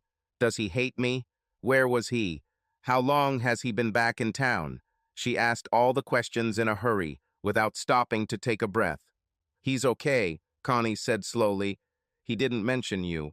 When I hinted about you, a shadow passed over his face. He was very tense when he thought about you. This is bad, isn't it? Cheryl asked. That means he hates me. And then the tears began to fall. Cheryl, it's too early to judge. We don't know what this means. Maybe it just means he's still upset because he loved you so much, Connie said. We need to give this a little time. Just as Cheryl was ready to ask another round of questions, Connie's phone rang. Hello, Connie said. She smiled and said in a very soft voice, Yes, I would really like that. Yes, of course, I promise. We'll be all alone. Maybe you can show me yours first, and then we'll see what happens. Cheryl just frowned as she listened to the conversation. One of your guys? She grinned as Connie hung up. No, yours, Connie grinned in response. Cheryl's face darkened with anger. Connie laughed at her friend. We were talking about cars, dumbass, she said. The only way he would talk to me was to convince him that I wanted to buy a Mustang. He loves his car so much that it has apparently become something of a religion for him. I think he transferred all the love he felt for you to this car. Cheryl smiled. Why are you smiling like that now? Connie asked. I don't mind him being in love with a car, Cheryl said. I would die if I found out that he was wasting his energy on another woman. I can survive the car. Why? Connie asked. Because he's mine, Cheryl said fiercely. Divorced or not, he is mine. I don't want to hear about him having sex with another woman. It would kill me. You mean how you did this to him? Connie asked. Cheryl turned pale and began to cry. It didn't mean anything. It was just sex. It had nothing to do with my love for him. I just needed to know what it was like, Cheryl said. So how is this different from if he had sex with someone else? Connie asked. You're really confusing me, Cheryl. Women always put men down for chasing sex without understanding romance or the true meaning of emotional connection. You had this guy who worshipped the ground you walked on, and you ruined everything by cheating on him. You constantly try to justify it by saying it was just sex or satisfying curiosity. But when we raise the question that he can do the same, that's another story. It's double standards, isn't it? It just sounds crazy. Cheryl looked at her feet. I can't change the past. I can only make the future better, she said. Cheryl, I really hope you understand what you had, Connie said. Roger told me today that he wouldn't mind being fifth in line to sleep with me. In his understanding, the main thing is that he enjoys it. It made me realize that none of the guys I was with cared about me. Connie also lowered her head. I understand now why you were so upset, but you have to face the fact that you may have hurt him too much to get back what you had. I didn't realize it myself until I saw him today. It was much harder for him than for you. At least you knew what was going on. At least you did the things that ruined your marriage. At least you were looking for something. And he was stunned by the one who was the most important person to him. He may never love or even trust anyone again. I'll let you know what happens when I meet him tonight. When Connie finished work, she drove to the same bar where she first saw Rob. She took the same table where he sat with his friends, including Roger. Since the morning, the thought of Roger had irritated Connie. She had thought several times about the possibility of a more serious relationship between them, but now she realized that this was impossible. Of course, in this idiot's defense, there were many times when she was so overcome with desire that any man would do, and then she looked for Roger. Maybe it was because she was getting older, but things started to feel different. The thought of making love to the same man over and over again made her bored and disgusted. She never had any doubts about married men because she believed she was just borrowing them, not stealing them, because she never intended for anything long-term. But lately, the thought of having her own man has started to make her warm. The biggest shock to her was what happened to Cheryl this afternoon. It wasn't just that she practically attacked poor Cheryl for behavior that she herself had committed in much worse forms, but that after Cheryl left, almost in tears, Connie looked at the mothers with small children, and I felt a feeling of sadness. She even stroked her belly, as if something was growing there. Connie snapped out of her thoughts in time to see Rob slowly approach her table. He moved as if he were walking through long grass and expected to see a snake. She looked at him again. He was tall, about 6 feet 1 inch, and muscular. He had dark hair and eyes. The eyes seemed dark and cynical, but according to Cheryl, this was not always the case. "Hey, Rob," Connie said, putting on her most disarming smile. She signaled to the waitress, who took their orders. Rob actually tried to pay for their drinks until Connie reminded him that she was the one who invited him to the meeting, and therefore she had to pay for the first round. He pulled out several brochures and quote sheets from dealers for several different Mustang models. "Rob, I'm sorry, but I can't lie to you," Connie said. "You're too good for that. No matter what happens between us, I will never lie to you. I will never be dishonest with you in any aspect." He nodded and looked at her. Connie thought he relaxed a little. "I'd really like to see your car," Connie said, "but I don't think I can afford one. The main reason I wanted to talk to you. Well, there are two. You won't like one very much, but I hope you will like the second." He stood up and prepared to leave. "Rob, please don't go," Connie said. "I'm not interested," he said. "Isn't it interesting?" Connie asked. "Roger told me that you want something from me. He warned me to be careful, but he needed me to at least show up because of some agreement you made with him," Rob said. "So Roger told everything," Connie answered sharply. He nodded. "Why did he do this?" "Brothers are more important than women," Rob chuckled. "But you came anyway," she asked. "Why?" "Because he needed me to come so he could get what you promised him." "He said you're an easy target, and he wants his way," Rob said regretfully. "Did he tell you what I want?" she asked. "All I know is that it has something to do with her," he said. "But it doesn't matter. I'm done with her. It took me almost a year, but now I am stronger. As the Who song says, I won't be fooled again." "So you're done with her, huh?" Connie asked. He nodded, smiling confidently. "Cheryl," she said. His face darkened. "Cheryl Thomas," she added. He frowned and rubbed his eyes. "Friday was the anniversary of the day you married her. 15 years ago. It was the happiest day of your life, wasn't it?" "No," he croaked. "Are you lying to me, Rob?" she asked. "No," he said angrily. "It was only the second lucky day. The first was the one when I met her."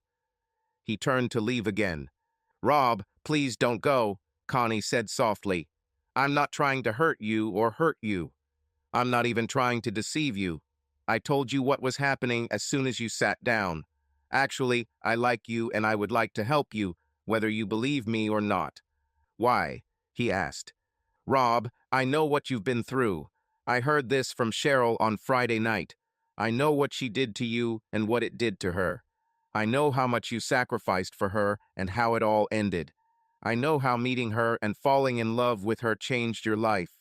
And maybe I want some of that magic for myself," Connie said. "I already told you I don't want to have sex," Rob said. "I'm not offering you sex," Connie said. "I offer you what you need more." "And what is this?" he asked. "Friend," Connie said. "You really need someone to talk to every now and then, even if it's just someone who will listen to you. You've heard of friends with benefits. We can be friends without benefits."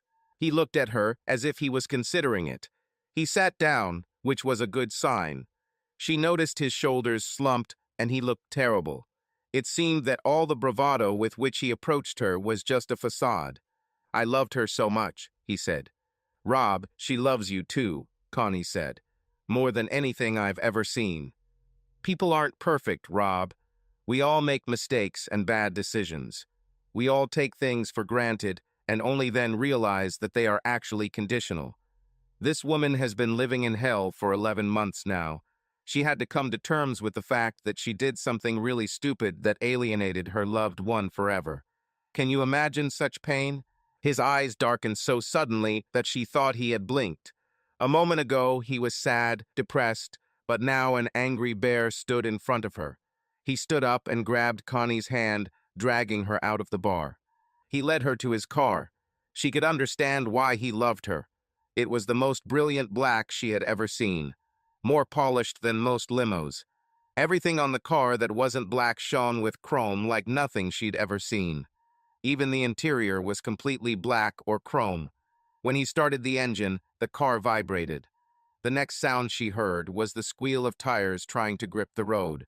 Suddenly, they were thrown forward at breakneck speed. The cold night air coming through the window calmed Connie slightly. Now, if only he would slow down, she thought. 10 minutes later, they found themselves in front of the lake. He parked at least a foot from the concrete barriers. He explained to her that he was worried about how low the front spoiler was to the ground. "So where did we stop?" he asked. "Oh yes, you talked about hell. You talked about the hell Cheryl went through." Connie nodded and got out of the car. She led him to a bench in front of the gently rolling waves. Under the moonlight, this could have been very romantic under other circumstances. "Do you think the hell she went through is comparable to the fact that I loved a woman so much that I wanted to become a part of her? I loved her so much that I changed my life plans to include her in them. Cheryl was everything to me. Everything I did for us. I always put her first, no matter what. I knew right away when she slept with the first guy. Even after a few days, I waited for her to tell me about it. I knew it had to be a mistake, or she was drunk, or she had been tricked. I tried to forget about it, but I began to wonder if there were others. So I did the cliché thing. I hired a detective to follow her. It was terrible, like I didn't trust her, but I had to know. After all, she was my life. I had already decided not to say anything about the first guy because I didn't want to lose her. I just forgot about my pride and decided to let everything go because I would rather have Cheryl than my pride. When the detective told me about the second guy, I felt bad and literally went home and slept in the guest room because I couldn't see her. I also just stopped having sex with her. I felt like I was dying inside. I couldn't understand why. What did I do wrong? Why doesn't she love me anymore? And then when I got the call from the detective about the third guy, I knew I had to confront her.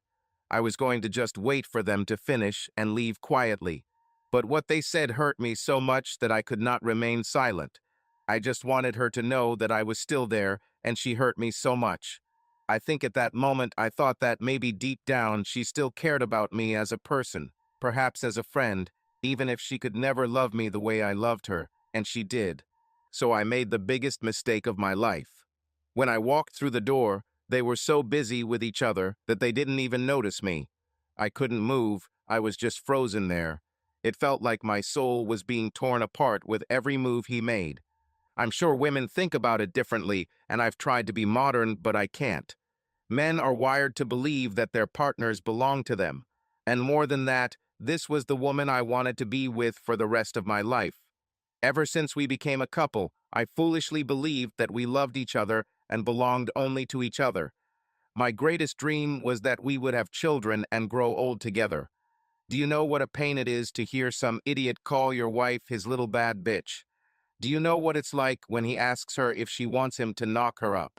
I almost died when I heard this. My heart was beating so loudly that I was sure they heard it. And then she hurt me again, even worse. I waited, hoped, prayed for her to say no, so that she would remember that this was something meant only for her husband, even if her body no longer belonged to me, and perhaps never did. But I very clearly heard her say, "Oh yes, this is what I want." Something inside me died then. I don't think I can ever get it back. Perhaps it was my ability to love or trust or my innocence, but whatever it was gone. I'm a different person now. I'm just not capable of caring about anything anymore. The only thing I appreciate is the car behind us. So I just started applauding them as if I was watching a great movie being played right in front of me. Cheryl became just another available girl for me, and I no longer cared about such women.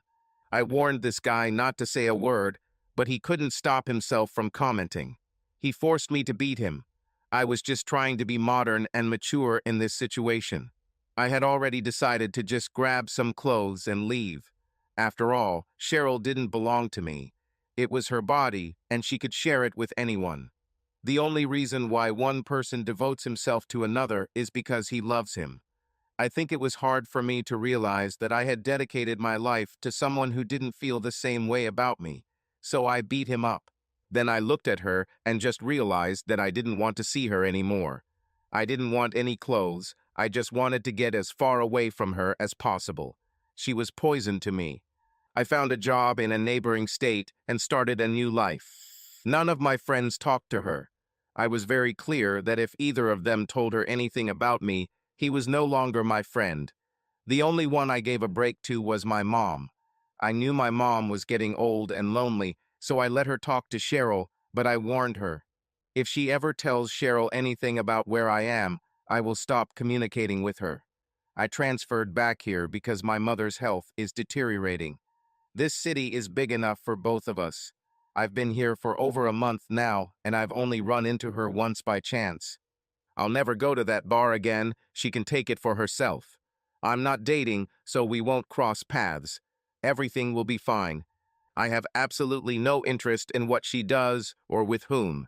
She can't hurt me any more than she already has. So please don't tell me any more of that crap about the hell she went through. At least she had a choice. She arranged everything herself. Connie noticed that he became a little calmer. "I'll take you back to the bar," he said. "Sit down," she ordered him. She sat him down on the bench next to her again. "She's not dating anyone. She doesn't do anything. She talks to your mom on the phone and visits her a couple times a week. She's dying because of what she did to your marriage, and so are you. Is there even the slightest chance that you can forgive her?" Connie asked. Rob didn't say anything.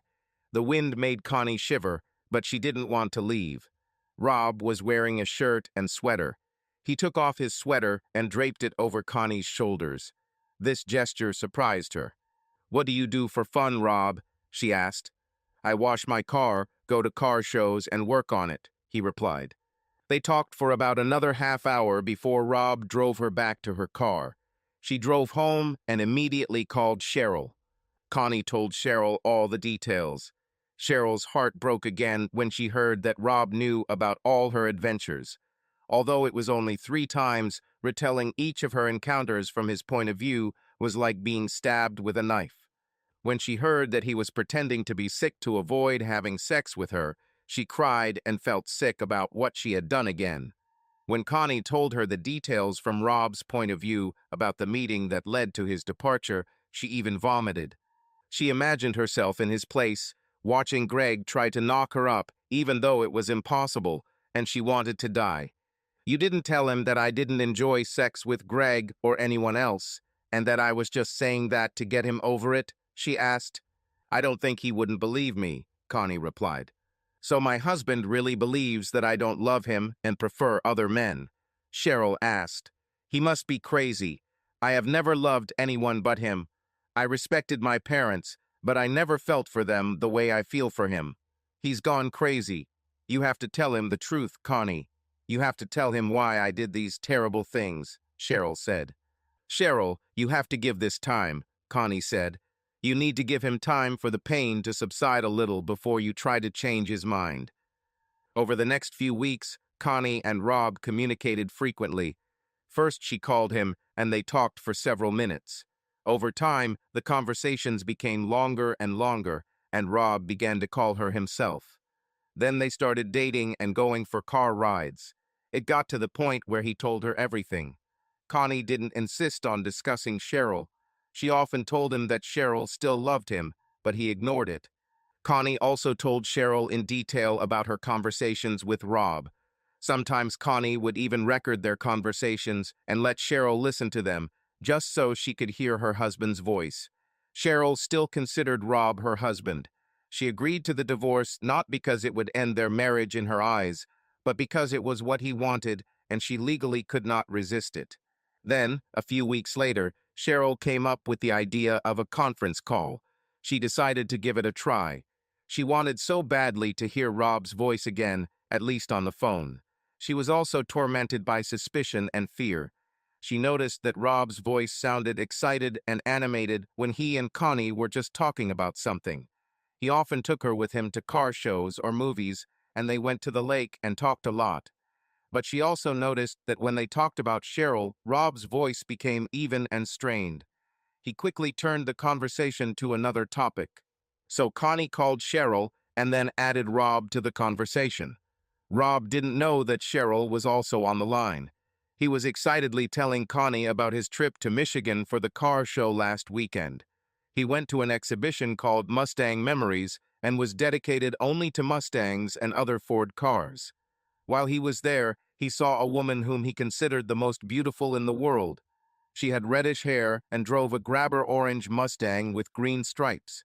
She was so beautiful that he even thought about approaching her, but he chickened out. Connie noticed that Cheryl had muted the phone and then hung up. She told Rob that she had something urgent to do and that she would call him back later. Her reaction was due to two reasons. Firstly, she was worried about Cheryl, and secondly, because Cheryl was right. Connie was really starting to fall in love with Rob. They both didn't need some beautiful woman with a passion for cars interfering with their plans for Rob. She called Cheryl back and tried to calm her down. Connie dialed Cheryl's number, but the phone kept ringing and ringing. Connie felt something was wrong. Finally, after receiving no answer, she called Rob again. He was still happy and ready to discuss what he did at the car show last weekend. During the conversation, Rob talked about all the Mustangs he saw at the show, the special editions, and all the different years and models that were there. Connie didn't want to interrupt him when he was so happy, but she really wanted to know more about this woman. When Rob spoke, Connie felt uneasy. If she had to define her feelings more precisely, it would probably be fear. Everything went the way she wanted. Now some mysterious woman appears and ruins everything. Just a few days ago, before he went to this damn exhibition, he took her to the lake for a full day of picnic. They swam, grilled together, talked, and even built a fire and lay on a blanket looking at the stars as the sun set. It was the best date of her life. He asked many questions about her. Connie had dated many guys, but none of them made her feel the way he did. They had long since crossed the line where all he had to do was make a move, and she would sleep with him on demand. She was not going to deceive herself. She wanted him very much. But she was willing to wait because she wanted not just another fling from Rob, but something special. She knew she was walking a very fine line between two people, Rob on one side and Cheryl on the other. She really had to choose between two things she never had. She never had a close friend because women can be extremely jealous of each other, especially when it comes to a woman who attracts men the way Connie did. She also never had a serious relationship with a man. There were lovers, boyfriends, and affairs, but no potential lifelong relationships. Connie knew she couldn't have both. If she gets Rob, she will lose her friendship with Cheryl. And if she remains loyal to Cheryl, she won't get Rob. As Rob continued talking in the background about the Elena specials, Connie heard a knock on the back door. She wondered who it could be that came to her in the middle of the night on Thursday. She looked through the peephole and was relieved to see Cheryl. Connie told Rob to wait a minute and let Cheryl in. Cheryl looked terrible. She was crying again, her eyes were red, and her short hair was disheveled. Cheryl didn't even bother to look at the clothes she was wearing. She had a sneaker on one foot and a sandal on the other. She put on shorts and a jacket, but under the jacket she only had a bra. Connie put a finger to her lips for silence and put her phone on speaker. Rob continued talking about cars. Connie slowly began to lead him to talk about the woman.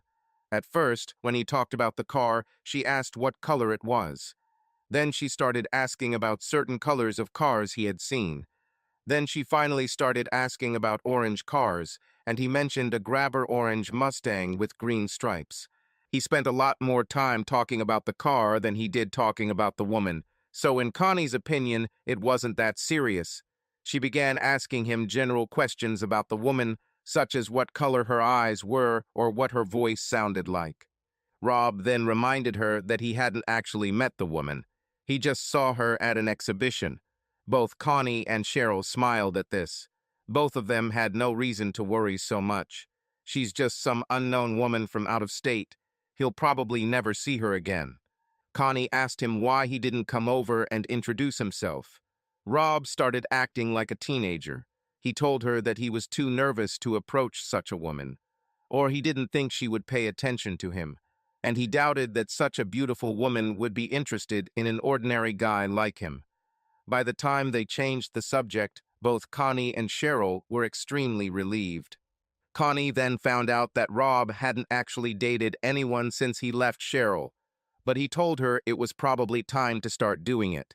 He doesn't trust women anymore except Connie and his mom, but if he doesn't want to be alone for the rest of his life, he'll have to try to meet someone.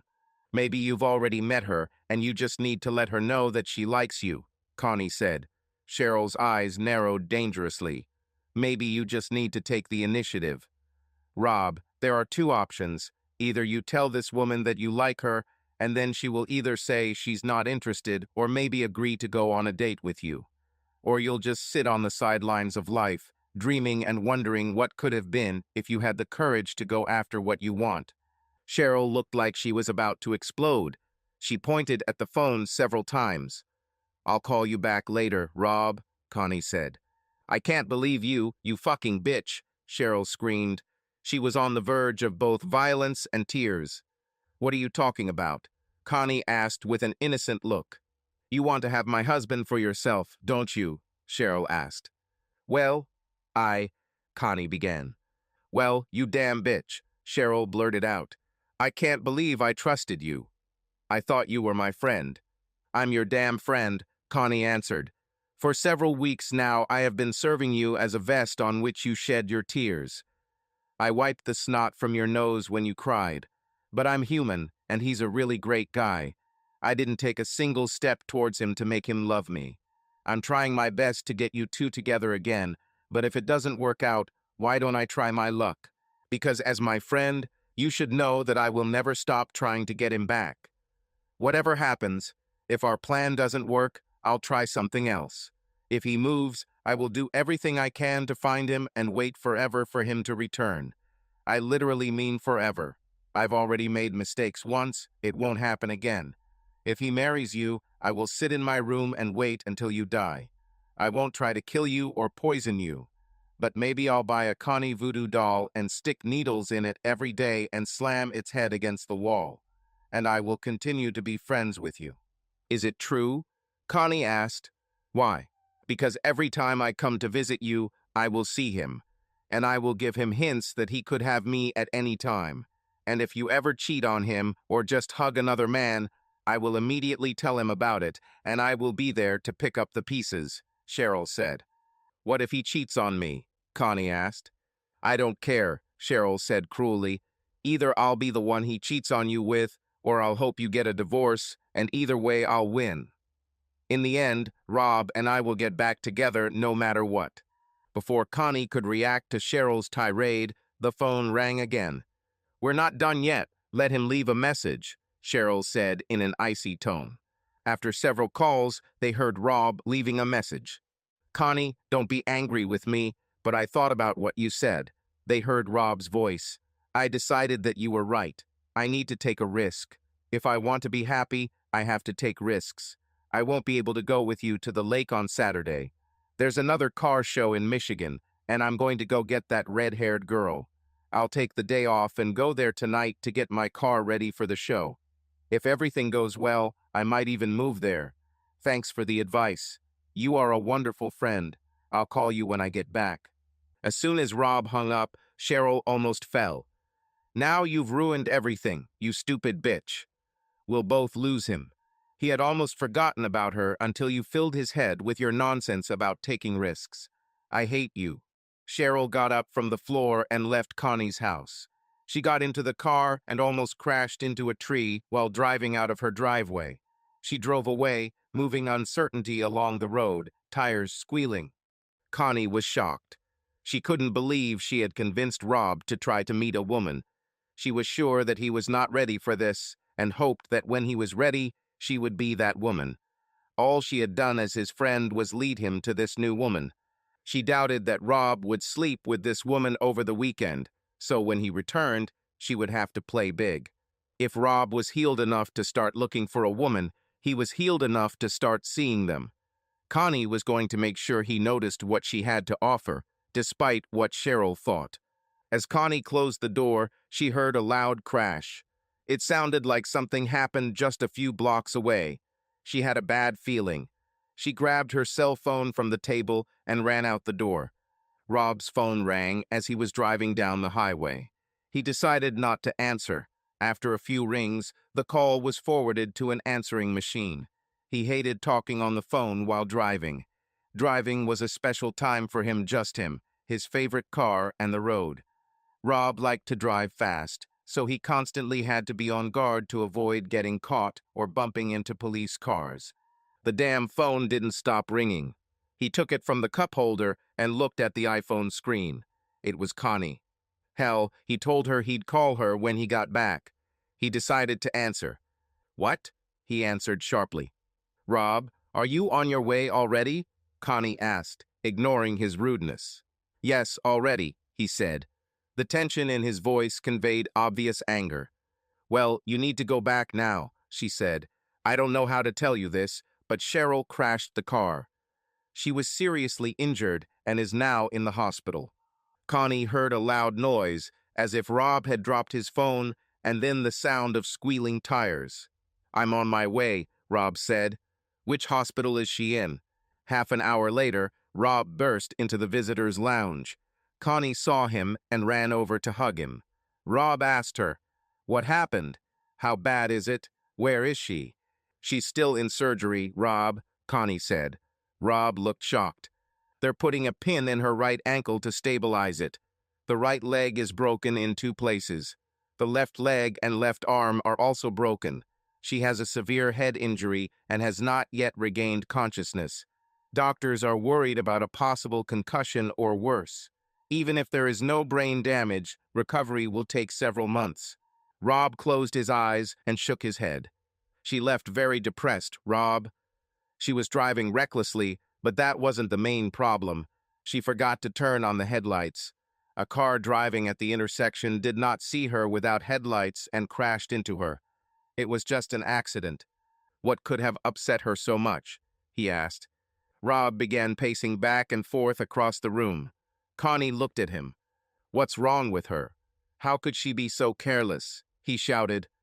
"Please, God, let her be okay." "Why would she do something so stupid?" asked Rob. Connie stood in front of Rob, blocking his path. "Rob, I can answer your questions," she said. "But you won't like it, and you won't believe it. The reason she was so upset was because of you. Believe it or not, this woman still loves you. She was so upset that you were going to travel to another state in pursuit of another woman." Rob seemed stunned. It seemed like the very possibility that Cheryl still had some kind of feelings for him just couldn't wrap his head around it. "Connie," Rob said, "until she gets better, let's just agree not to discuss all these issues. Let's focus on doing everything we can to get her better. Then we will deal with accusations and apologies." They waited a long time. At first, they thought that the doctors had forgotten them. The operation lasted more than 4 hours. It was almost morning when the doctor entered the room and spoke to them. He said that Cheryl had been moved to a room on the 3rd floor and that she was resting. "Can we see her?" Connie asked. "Of course," said the doctor, "but she has not yet regained consciousness." Rob and Connie sat in the hospital room and watched Cheryl for several more hours. This time it was Connie who paced back and forth across the room while Rob sat right next to Cheryl's sleeping form, holding her hand. Connie left at 8 a.m., promising to return later when she had time to sleep and change clothes. Rob simply nodded as she left. When he was alone with Cheryl, Rob felt worse. He didn't know if he was somehow responsible for her accident. After he walked around the room for a while, he just started talking. God, I hope you get better. I don't know what I would do if something took you away. I loved you so much, Cheryl. I don't know how we got to where we are now, but I wish I had a button to go back and prevent all this from happening. I'm not just talking about your stupid accident. I'm talking about the whole of last year. I wish we could go back to the time when you still loved me, when we were happy. Maybe I could have been smarter or tried harder to keep you. We would probably already be parents with a child. Rob thought she moved, but then realized it was just a reflexive jerk in response to something she was probably dreaming about. It's so bad, he continued. You're covered in bruises, and we don't know if or when you'll wake up. I also suffered a lot. I don't care anymore. I had a nightmare the other day, Cheryl. Another nightmare. But he was different, not the same as usually when I see you with that guy in our bed. This dream was all about me. I was getting older and lonely, turning into an angry old man. I think that was the reason why I decided to take Connie's advice and try to find a new life. I don't want to become an angry, lonely old weirdo, so I need to find someone I can live my life with and be happy with. Cheryl, I know you didn't love me the way I loved you. You probably never loved me like that, but now everything inside me hurts. I feel empty and I don't want to live my life like this. I want to feel alive again, to feel like someone needs me. And yes, I still want to be a father and a good father. Maybe we can't do this with you, but I want this with someone. The doctors don't know why you haven't woken up yet. They've done a lot of tests, and they say they can't find anything wrong with your brain, but it might show up later. So if you can't handle this, I want you to know that you were loved by the woman.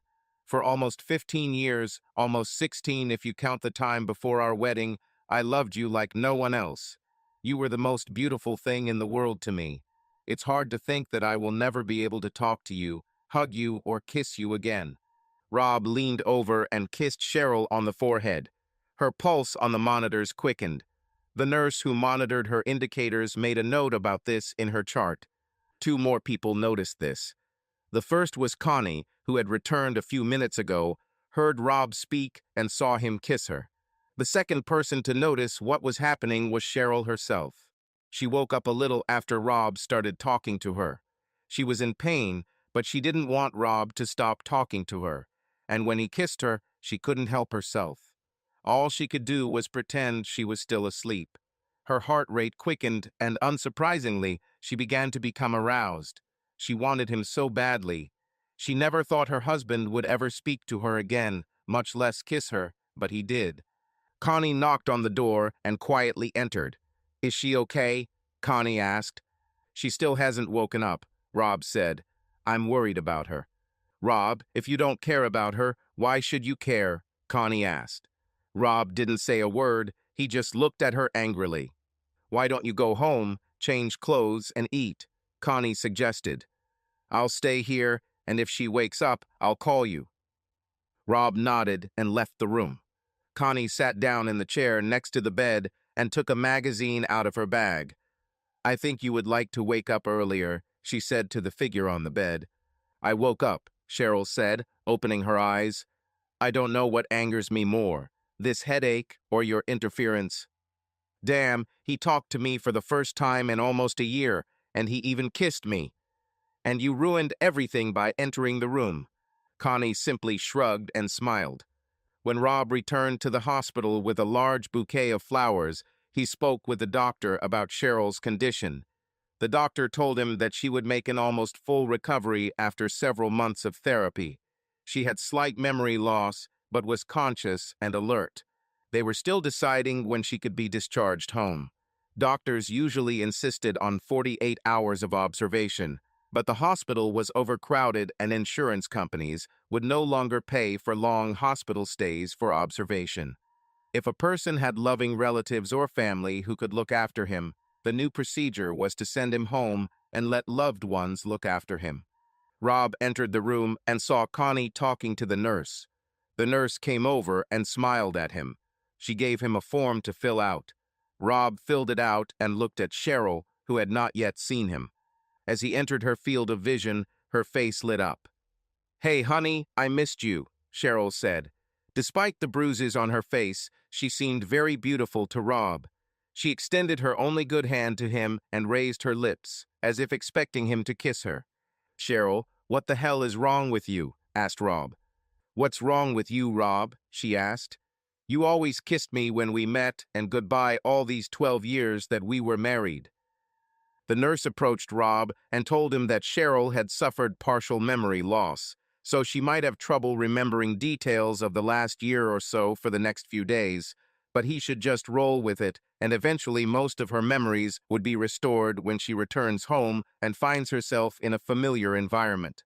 Rob returned to Cheryl with a smile on his face. "Have you spoken to the nurse, dear?" Cheryl asked. "Yes, I did, honey," he said sarcastically. "So where's my kiss?" she asked. "Probably on my ass," he chuckled. "I shouldn't have come here in the first place. Right now, I'm supposed to be in Michigan for a car show. But my problem is that I'm stupid and gullible." Connie and Cheryl looked at him. "I was married to you for 14 fucking years, and I truly believed that you loved me too, until I found out how you really felt about me. I did nothing to harm you or take revenge. I just left after you destroyed our marriage and my heart. But apparently, this was not enough for you. Yes, Cheryl, I was your fool. I'm sure you've laughed at me a lot over the years. Ha ha ha. But now I'm not so stupid anymore. Yes, you tugged at the old strings of my heart again and made me come to the hospital scared for you. I think I still have some residual feelings because, like I said, I truly loved you with all my heart. But now you won't deceive me anymore." "What are you talking about?" Cheryl asked through tears. "Of course you love me and I love you with all my heart. That's why we got married. Therefore, we will be together and happy for the rest of our lives."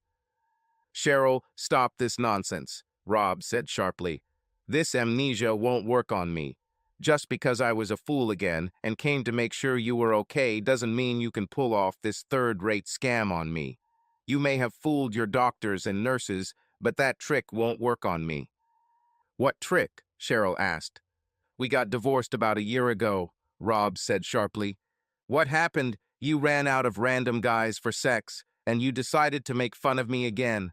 Maybe I should go home and catch you having sex with your lover again. Honestly, I still have questions about that first time. How was this supposed to work? After he made you a baby, were you going to leave me for him? Or were you going to make me think that puppy in your belly was mine while you continued to have sex with him every chance you got?" "Rob, you don't understand anything. Please let me tell you what really happened," Cheryl sobbed. "Are you going to tell me the truth?" asked Rob. He noticed that the doctor and nurses were nearby and listening. "Yes," Cheryl said. "About all 3 guys?" asked Rob. "Yes," Cheryl said. "And about all the guys after our divorce?" he asked. "It will be easy because there hasn't been anyone since then, not even a date," Cheryl said. "See," Rob said, turning to the doctor and nurses. "This bitch can't be trusted. She is the greatest liar in the world. She doesn't have any memory loss." The doctor and nurses were surprised. "Rob, I made a very big mistake. I wanted to experience something that turned out to not be worth what it cost me," Cheryl said sharply. "But I never lied to you." Rob turned back to Cheryl. "I promised to remain faithful only to him. Disown everyone else," Rob spat. "I remember you saying yes after that. Isn't that considered a lie?" Rob noticed that he was still holding the flowers. He threw them across the room and left without another word. Before Rob got home, he started receiving calls. "What happened to let's just wait for her to come to her senses?" Connie asked. "I get the impression that coaxing your wife off a cliff has become part of my job description." "Listen, Connie, what did you expect?" asked Rob. As soon as she spoke, my BLDL worked. "Yours what?" Connie asked. "My built-in lie detector," Rob said. "It was the first time I spoke to her in a year, and instead of being grateful that I came to her in the first place, she started making fun of me again. This woman doesn't have an honest bone in her. But you know, I suppose this is partly my fault. She'd been fooling me for so long that she naturally thought she could pull the trick again." "Maybe she's right, Rob," Connie said. "What?" said Rob. "I think you're a fool too," Connie said. "For 2 reasons. not one at a time. I saw through her trick, Rob said. She didn't deceive me. The first reason, Connie said. You see a woman who doesn't care about you and who is trying to play some kind of game with you, although in reality this is not the case at all. You've never allowed her or anyone else to explain your feelings, and you probably never will. What I saw was a woman who loves you so much and desperately that she would do anything, even the stupidest things, to get you back. Yes, of course, said Rob. She only wants me back because her lovers won't want her until she gets better. She doesn't have lovers, Rob. If there are any, they must be pretty perverted, sitting around night after night listening to her cry for me. You were madly, passionately in love with each other for 14 years. She behaved stupidly for 2 weeks, and without any thought or even giving her an explanation, you threw it all away. It makes me wonder if you were the one who wanted to leave. Rob glared at Connie again. The second reason you're a fool, she continued, is that you don't even tell yourself the truth. What great truth am I hiding, Connie? Asked Rob. The fact is, no matter what she did, you never stopped loving Cheryl. The fact is, you love that stupid woman as much as she loves you, Connie said. Now you're the fool here, Rob said. I can't stand her. She makes me sick. Then why aren't you in Michigan chasing your dreams? Connie asked. And Rob, before you answer and lie to yourself again, I was in her hospital room. I heard everything you said to her and saw you kiss her. What do you want from me? Asked Rob. Just keep your promise, Connie said. After she gets better, you two can work it out or not. But we both obviously want her to get better, so let's just do it. You can start by coming back here. Rob returned to the hospital room after a while. Connie took his hand and led him to Cheryl's bed. Cheryl tried to sit up as he approached. She smiled and tried to run her good hand through her hair. Cheryl, stop it, Connie said sharply. We need to make a deal or you'll end up in a nursing home. We're all calling a truce until you get better. To make this time less unpleasant for everyone, we need to follow certain rules. From now until the end of the truce, we are all just 3 friends. We will not talk about your past marriage or anything related to it. Is this clear? Connie asked. Yes, said Rob. Crystal, Cheryl replied. Rob, you will faithfully help Cheryl until she gets better, okay? Connie asked. Rob looked at her sharply. That's a pretty poor choice of words, considering I'm not the one who was unfaithful. Connie glared at him. I agree, Rob said. Cheryl, you will not provoke Rob. No schemes, no plans, no memories, okay? I agree, Cheryl said, smiling. Rob, do you want to move her into your home, or will you move into your old house? Connie asked. Rob looked like he had been shot. Why can't she stay with you? He asked. Because 3 of us, or even 2, won't fit in my apartment. It's too small, Connie said. I know this will be the hardest for you, Rob, Connie said. If you go back to your place, she will know where you live. On the other hand, there are too many bad memories for you in the other house. We'll use her house, Rob said. This is our house, Cheryl responded sharply, starting to cry. This house you bought for me is still your house. Why is she crying? Asked Rob. Cheryl didn't wait for Connie to pass on the question. She noticed that Rob wasn't talking to her. Because I love you so much, Rob, and you don't even trust me enough to let me know where you live. Connie knows where you live, and you've only known her for a few months. You can't wait for me to get better so you can move on with your life. I'm like broccoli to you. The doctor tells you to eat it for a few weeks to get rid of the rash. So you eat it for these weeks, and then you throw every single piece out of the house and never eat it again. You would rather go back to where I betrayed you than let me see your new home. While you're there, every time you pass by that room, you'll remember what happened there, and you'll hate me even more. By the time this is all over, I won't have a chance to get you back. You're not even talking to me now. You ask Connie everything, even when I'm sitting right here. Rob began. You, think I'm worthless, Cheryl said. I'm sitting here dying just for you to touch me like I've been doing for a year, and you don't even look at me. What a truce. You know what's funny, Rob? In your little speech, you said you were a fool. Well, me too, because I almost died in that accident yesterday, but I would do it again just so you could sit here and call me an easy girl and tell me how much you hate me. No, I changed my mind, Rob. You're a fool too because you can't understand how much I really love you. After that, no one spoke for a long time. More than 3 days passed before Cheryl was sent home. A hospital bed was set up in Cheryl's living room. Rob slept in the guest room. When Connie stayed overnight, she slept in Rob and Cheryl's old room. Cheryl hasn't returned to that room since Rob left. It was too painful for her. Cheryl usually slept in the same room where Rob now slept. The first night he stayed there, he couldn't sleep because of her smell on the sheets. It almost drove him crazy. Rob or Connie had to stay with Cheryl almost constantly. She needed help with almost everything, including bowel movements and hygiene. The first time Rob had to help Cheryl pee, he nearly died from embarrassment. You can watch if you want, Rob, Cheryl grinned. That was before I knew I wasn't the only one into you, Rob responded sharply. Rob, you were the first and only, Cheryl said. Oh, I feel honored, Rob chuckled. Out of the millions of boyfriends you've had, I've been lucky enough to be with you more than once. It's a pity that I wasn't the last. Oh, but you'll be the last, Rob. I can guarantee it. Nobody touched me for over a year. And once you and I make love again, no one else will ever even see it. Well, maybe just the doctor who will deliver our children, Cheryl said. Rob just rolled his eyes. Let's go back to the truce, he said when she had finished with the vessel. After this conversation, more than 2 days passed before Rob and Cheryl were able to speak to each other again.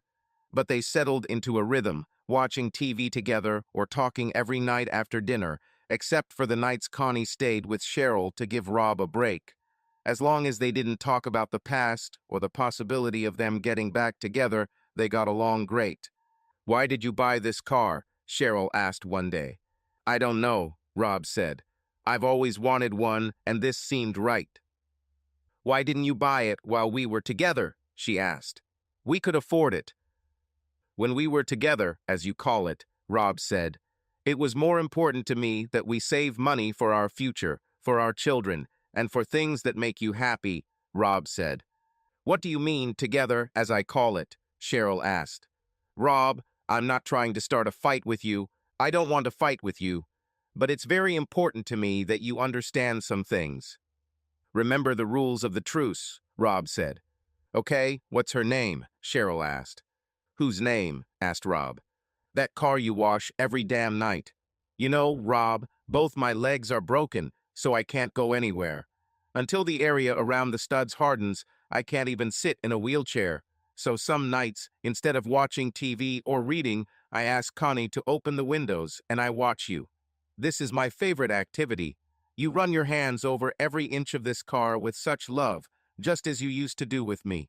You clean it and polish it the way you massaged me before. When you work on this car, you smile. This is the only time you smile. I would give my life for you to smile at me like that. And then, when it's all finished and the car is washed and polished, you lean over and kiss the damn car, and my heart breaks because all the love that should be mine, you give to the car. So tell me, Rob, what the name of this damn car is. By the end of the second week, the nurse began to gradually wean Cheryl off the pain medication drip. She was also given sleeping pills to help her sleep. The idea was that she would take painkillers during the day and sleeping pills at night. Cheryl tried her best to respect the truce, but often broke it. Every evening, no matter who she had to spend the night with, Rob or Connie, she always told Rob good night and that she loved him. Rob always chuckled and said, truce. Cheryl didn't know how long it went on, but one night she got really angry with Rob. They were watching a TV show and Rob was crazy about the star of the show. Cheryl told him she was tired and wanted to sleep. Rob turned off the TV and gave her sleeping pills. It usually took effect on her very quickly, and she usually fell asleep within 20 minutes of taking it. But there was something different that night. Perhaps it was her anger. She couldn't sleep for a long time. Her thoughts were already on the verge of sleep when she noticed Rob looking around. She wondered what he was doing. Maybe he was looking for Connie. Maybe they have sex while she sleeps. Rob looked around to make sure Connie wasn't around, and then surprised her even more. He walked over to Cheryl's bed and kissed her tenderly on the cheek. "Good night, darling, I love you too," he said, and then went to bed alone. Cheryl couldn't believe this happened. How long did he do this? The next morning, Connie asked Cheryl why she was so angry. "He was crazy about some TV star right in front of me," Cheryl snapped. She decided not to tell Connie about the rest of her evening.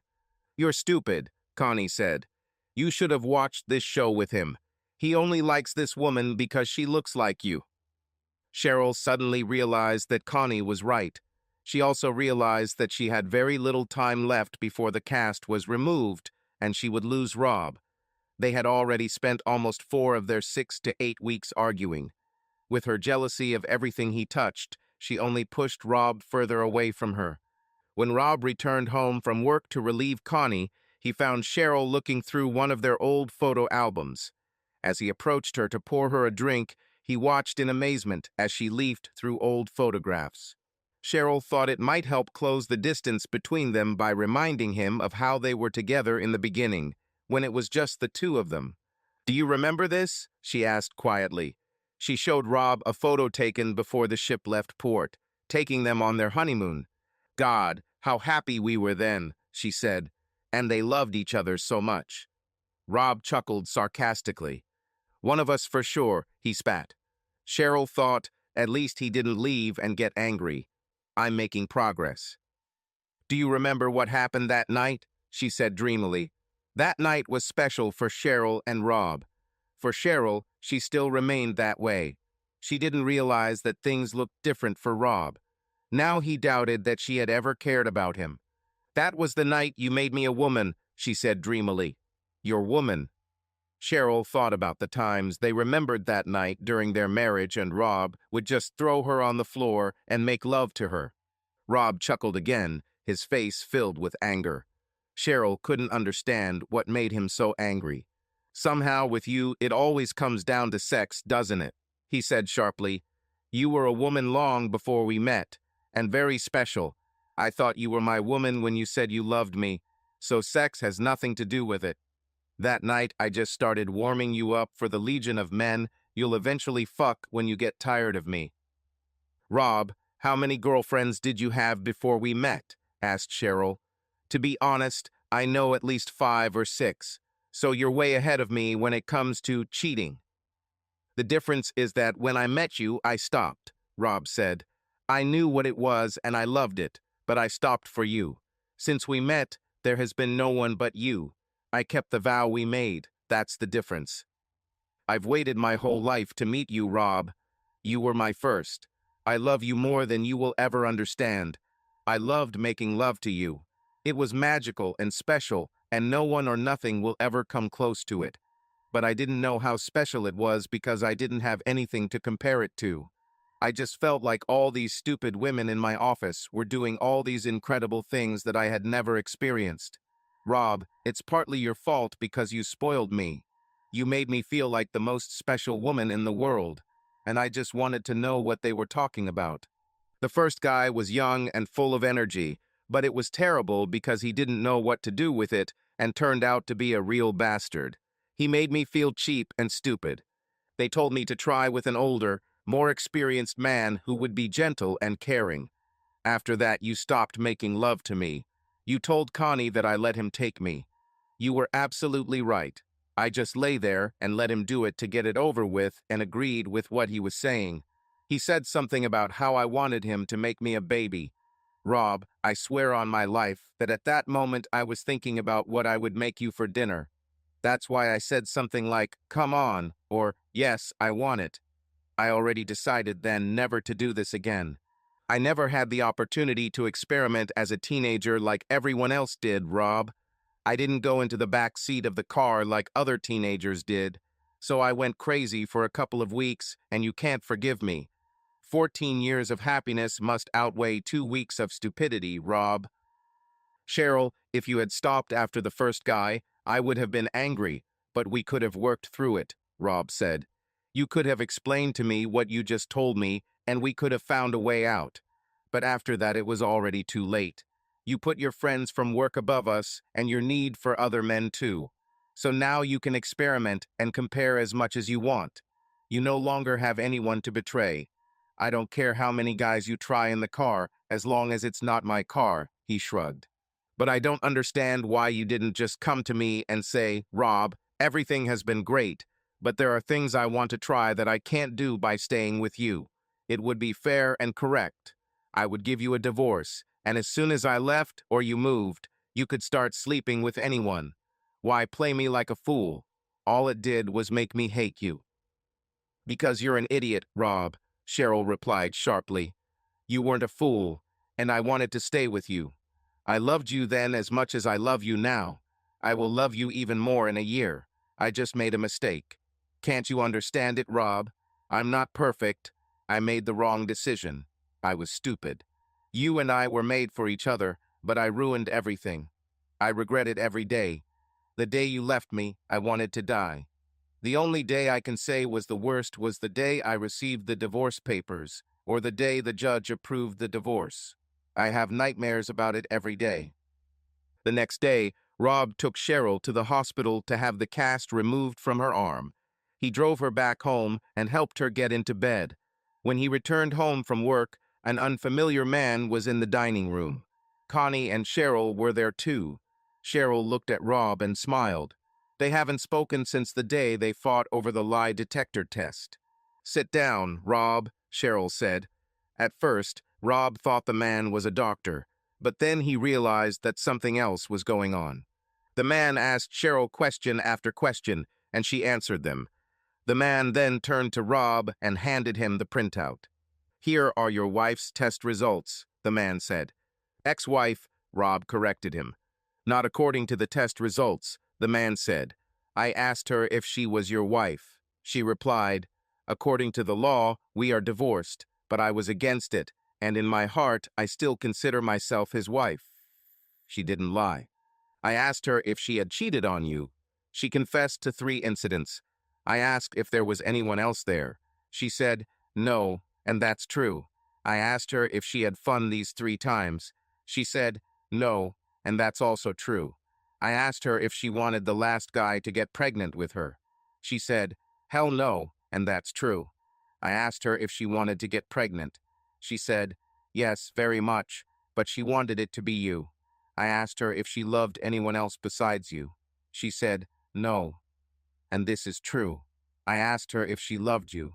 She said, yes, and that's been the case from the moment she met you, and it's true. What did I tell you? Cheryl said. The man handed Rob a cuff similar to the one used to measure blood pressure. Rob backed down. Now it's your turn, sir, the man said. I have a list of questions for you too. Rob looked at the questions.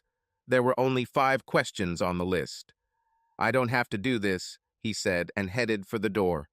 Question number 1, Cheryl shouted. Did you like what Cheryl was doing? You will answer yes, and it will be true. Question number 2. Do you hate Cheryl? You'll say yes again, but it's going to be a lie, Rob. Question number 3. Do you want things to return to normal? You want it as much as I do, she shouted. Rob slammed the door shut. Question number 4. Do you want me back? You'll say no, and you'll lie again. And question number 5, Rob. Do you still love me? You will say no and lie again, Cheryl shouted. You're talking nonsense, Cheryl, Rob shouted as he returned to the room. Rob, you too, she replied sharply. You're just stubborn. If you hate me so much, then why do you tell me that you love me and kiss me goodnight every night when you think I'm sleeping? Rob, you even kissed me in the hospital. Why is it so hard for you to be honest? The only thing that separates us now is your damn ego. And the fact that you have already betrayed what we had, Rob said. I won't let you hurt me again. Never, regardless of how I feel. They sat for a long time, glaring at each other, and then Rob walked up the stairs to his room. You pushed him too hard, Cheryl, Connie said. I know, Cheryl said, crying. But he pisses me off so much. Sometimes when I look at him, I want so badly to just touch him, but I can't. When we watch TV together in the evenings, it drives me crazy that I can't kiss him or hug him. I just feel pain all the time. I'm desperate. I thought that maybe when he saw the test results, he would at least understand that I was telling him the truth. I'm not sure he even noticed, Connie said. But I'm sure when you tried to get him to take the test too, it was a bad idea. Cheryl, I've told you from the beginning that we need to proceed slowly and carefully. We see it differently than men. For most men, cheating on their woman is a blow to their ego and masculinity. What you call curiosity or experimentation will be perceived by most men as not being important enough to you. If he takes you back for some reason, he will have to face the fact that many people will consider him a weakling. So no matter how much he loves you, and let's face it, we know he does, all you just did was push him even further away from you.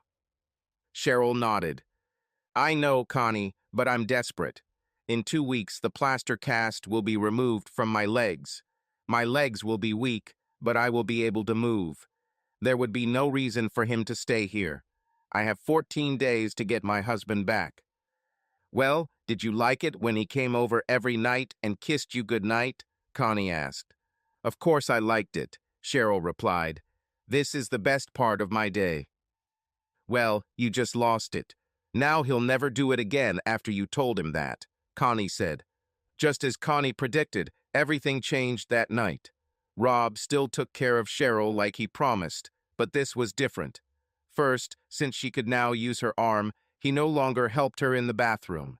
When he brought her dinner, even though she no longer had to feed him, he no longer sat with her and talked or watched TV.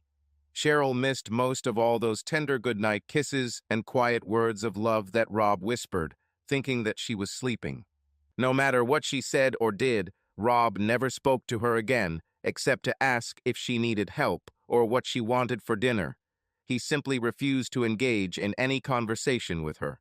Exactly 2 weeks after their argument over the lie detector test, Cheryl had the cast removed from her legs. Her legs were still weak, and she had several weeks of physical therapy ahead of her. Doctors also told her she would likely be left with a slight limp in her step due to one leg being slightly longer than the other after surgery to repair a damaged ankle. None of this mattered. Cheryl found it difficult to breathe and could not stop crying. She knew Rob would probably leave as soon as he took her home, and there was nothing she could do about it. When they drove home from the hospital, he still didn't say a word to her. He carried her very gently from the car, even though the doctors told her to start walking short distances and getting up to do things on her own.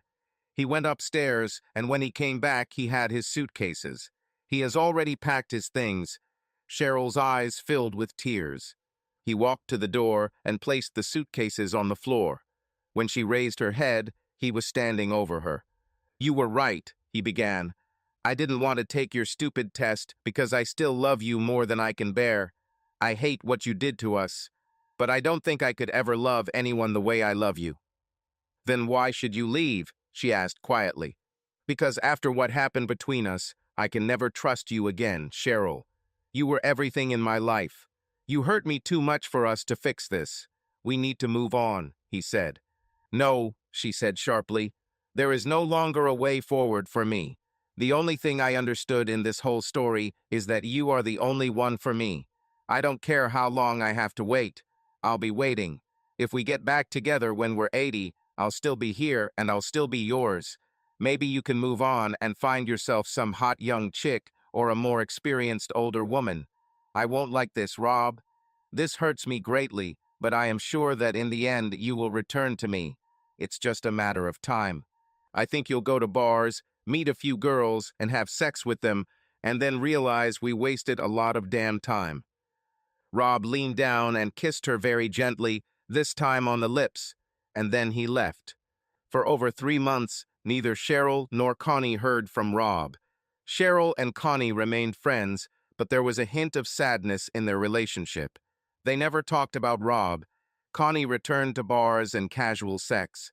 She tried to interest Cheryl in dating, or at least going out, but to no avail. Remember what happened the last time you pulled me out? Cheryl said. And then one day it happened. They both received it on the same day, Rob's wedding invitation. Cheryl's heart was broken. She sincerely expected him to return to her. She thought he would probably have a few flings and sex and then come home to her. He even confessed to her that he loved her. She didn't expect him to fall in love with someone else. "Will you go?" Connie asked hesitantly. "Yes," Cheryl replied. "Why?" Connie asked. "Why put yourself through such pain?" "Because I love him so much," Cheryl said. "I want him to be happy more than anything in the world. I really want him to be with me again. But if that's not possible, I still want him to be happy, so I'll take any opportunity to see him." 2 weeks later, Connie and Cheryl got out of Connie's car at a church they had never been to. They were a little late, but they noticed that a lot of people were still standing outside, so they weren't in a hurry. Cheryl noticed that there were many Mustangs parked near the church. "Here they are," said a voice in the crowd. "Looks like he's winning again." Cheryl craned her neck to see what was happening. She saw a black Mustang, which was clearly speeding, and another car was slightly behind it. The two cars entered the final turn, and the driver of the black Mustang slammed on the brakes. The car spun 180 degrees, leaving tire tracks in the parking lot, and stopped at the curb a split second before the other car, the white Mustang. The cars were parked nose to nose, and the crowd outside the church was cheering and cheering. Rob stepped out of the black Mustang. As he closed the door, he saw a tall, slender, but curvy woman who seemed vaguely familiar to Cheryl get out of a white car, and she was angry. "Damn it, Rob, you cheated," the woman blurted out. "Nothing like that," he shouted back. "I'm just faster." "No," the woman said, offended. While she was speaking, she took off her flat shoes. Someone from the crowd handed her a pair of white high-heeled shoes. The woman was wearing a very strange dress. The bodice was white, made of brocade with small pearls and rhinestones sewn onto it. However, it all ended with very short boxer shorts. She was wearing white thigh-high stockings, and the heels she had just put on made her incredible legs look even longer. Connie winced, thinking that this woman's legs were even better than her own before the accident. "I won fair and square, now pass on the winnings," Rob said. His eyes burned with fire. "You won't get anything," the woman snapped. Something in her face haunted Cheryl's memory. Someone in the crowd handed the woman a long silk skirt, which she snapped up, completing her very elegant wedding attire. Someone also gave Rob a tuxedo jacket. The woman looked at Rob angrily, but then, when he put on his jacket, her face melted into a smile that conveyed her feelings for Rob to everyone present. "Okay, you won, even though you cheated," the woman said. "Here's your prize." She stepped into Rob's arms, and they kissed for a long time. "I love you, Rob," the woman said, and Cheryl's heart broke. "Now let's get married." "Me too, Molly," Rob repeated. Then they entered the church. Cheryl fell to her knees, ruining the dress she had spent a week's salary on. She couldn't go into that church and watch Rob marry Molly. She knew that Rob was exactly what Molly was looking for. Molly was about 13 years younger than Cheryl and would make a great wife for Rob. They both wanted the same thing. Molly has had her fair share of modeling days, and she won't succumb to temptation or deception like Cheryl did. She wished Rob happiness in her mind, and then went home to cry alone. She made her choice when she decided to change, and even though this bed was lonely, she would have to lie in it for the rest of her life. Cheryl sank into an even deeper depression. She was very sad for about a month and hardly left the house. Over time, she got a little better. She joined several volunteer groups to occupy her time and took on more responsibilities at work. She even went on a few dates, but they were complete failures. In one case, she even looked at a man's face while they were ordering food at a restaurant and began shaking her head. "I need to leave," she told him. She realized that there was simply no point in her being there because she would only love one man. Nothing could take away the pain in her heart, but there were times when she could forget about it for a few minutes. One such moment was the time she spent helping at an orphanage. Cheryl always looked at children and wondered what her and Rob's children would look like.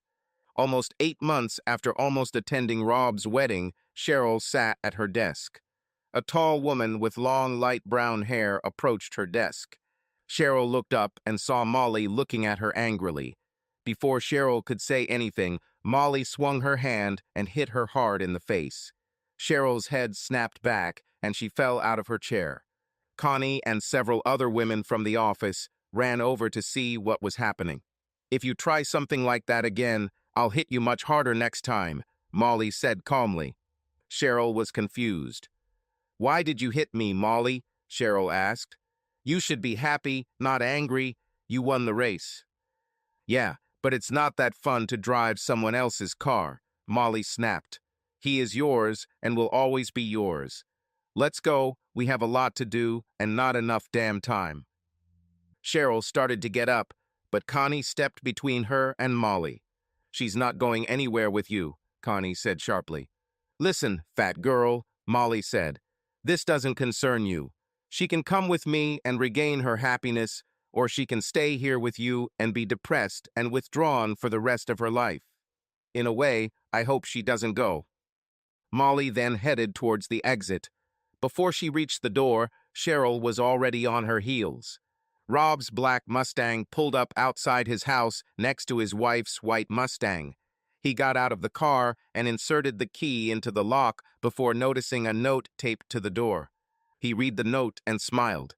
"Rob, imagine that the world has experienced an apocalyptic event. Technology is no longer there to help us. Most of humanity was destroyed. You wander blindly through the wasteland, sleeping in burnt-out buildings or wherever you have to, finding shelter and a roof over your head. On this particular evening, you find the bedroom upstairs. You get into bed and undress, only to find that someone is already there. It's a woman, but for some reason she can't speak. You can't talk either. She is also naked. What happens next is up to you. Remember, you both can't talk. Therefore, you must express your feelings for her in a different way, and don't turn on the light." Rob laughed. Molly was always coming up with something new to keep their personal lives fresh. This was another of her role-playing fantasies. Well, he could do it. He walked up the stairs and entered their bedroom. The curtains were closed and the room was completely dark. He went to the bed and found that she was not there. "Molly," he said. "Damn it, Rob, no talking, remember," he heard her say. "I rearranged the furniture, so come find me. Now shut up, or you won't get anything." Rob looked around the room carefully. He tried to feel the space around him. He came across a long, relatively narrow pillar. It looked like one of the legs of their massive sleigh bed. He moved his hand forward and found the mattress. He took off his jacket and pants. While he was doing this, he heard someone exhale heavily. His shirt and boxers joined his pants on the floor, and he climbed onto the bed. But something was strange. Molly's breasts didn't seem the same as usual. Maybe it was because she was lying down and her chest was a little flattened.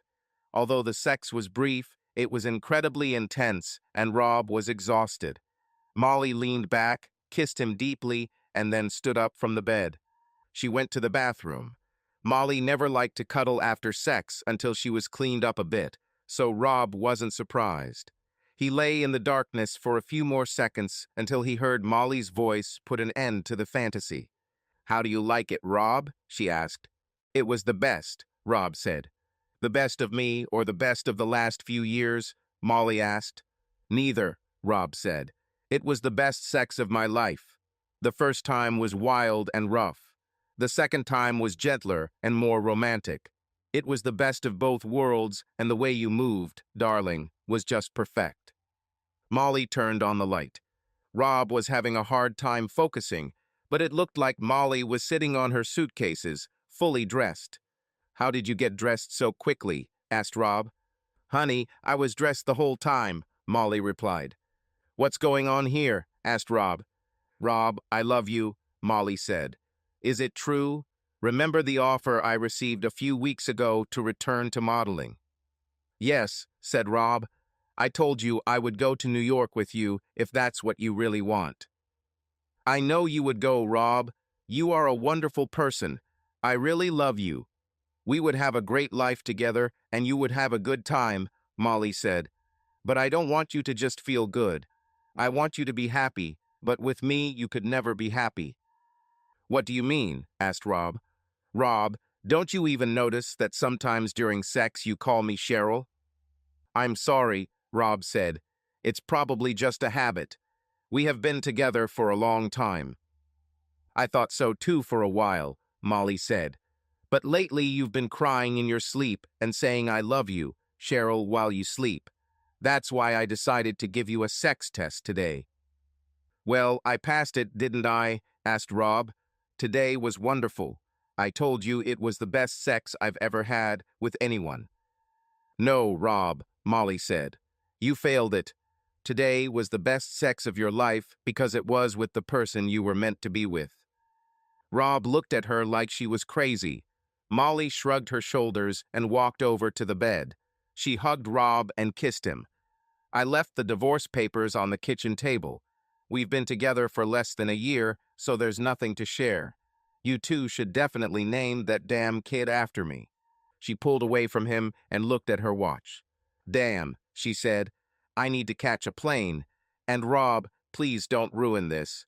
Don't make my sacrifice meaningless. Just follow your heart. It will be the right decision." As Molly left the room, she yelled at Rob, "And don't you dare drive my damn Mustang. Send it to me." Then he heard the front door slam shut. The bathroom door opened and Cheryl came out. "Please don't be mad, Rob," she said. "I wasn't trying to trick you or anything. When she offered me this, I couldn't refuse. I missed you so much." Rob shook his head as Cheryl continued talking.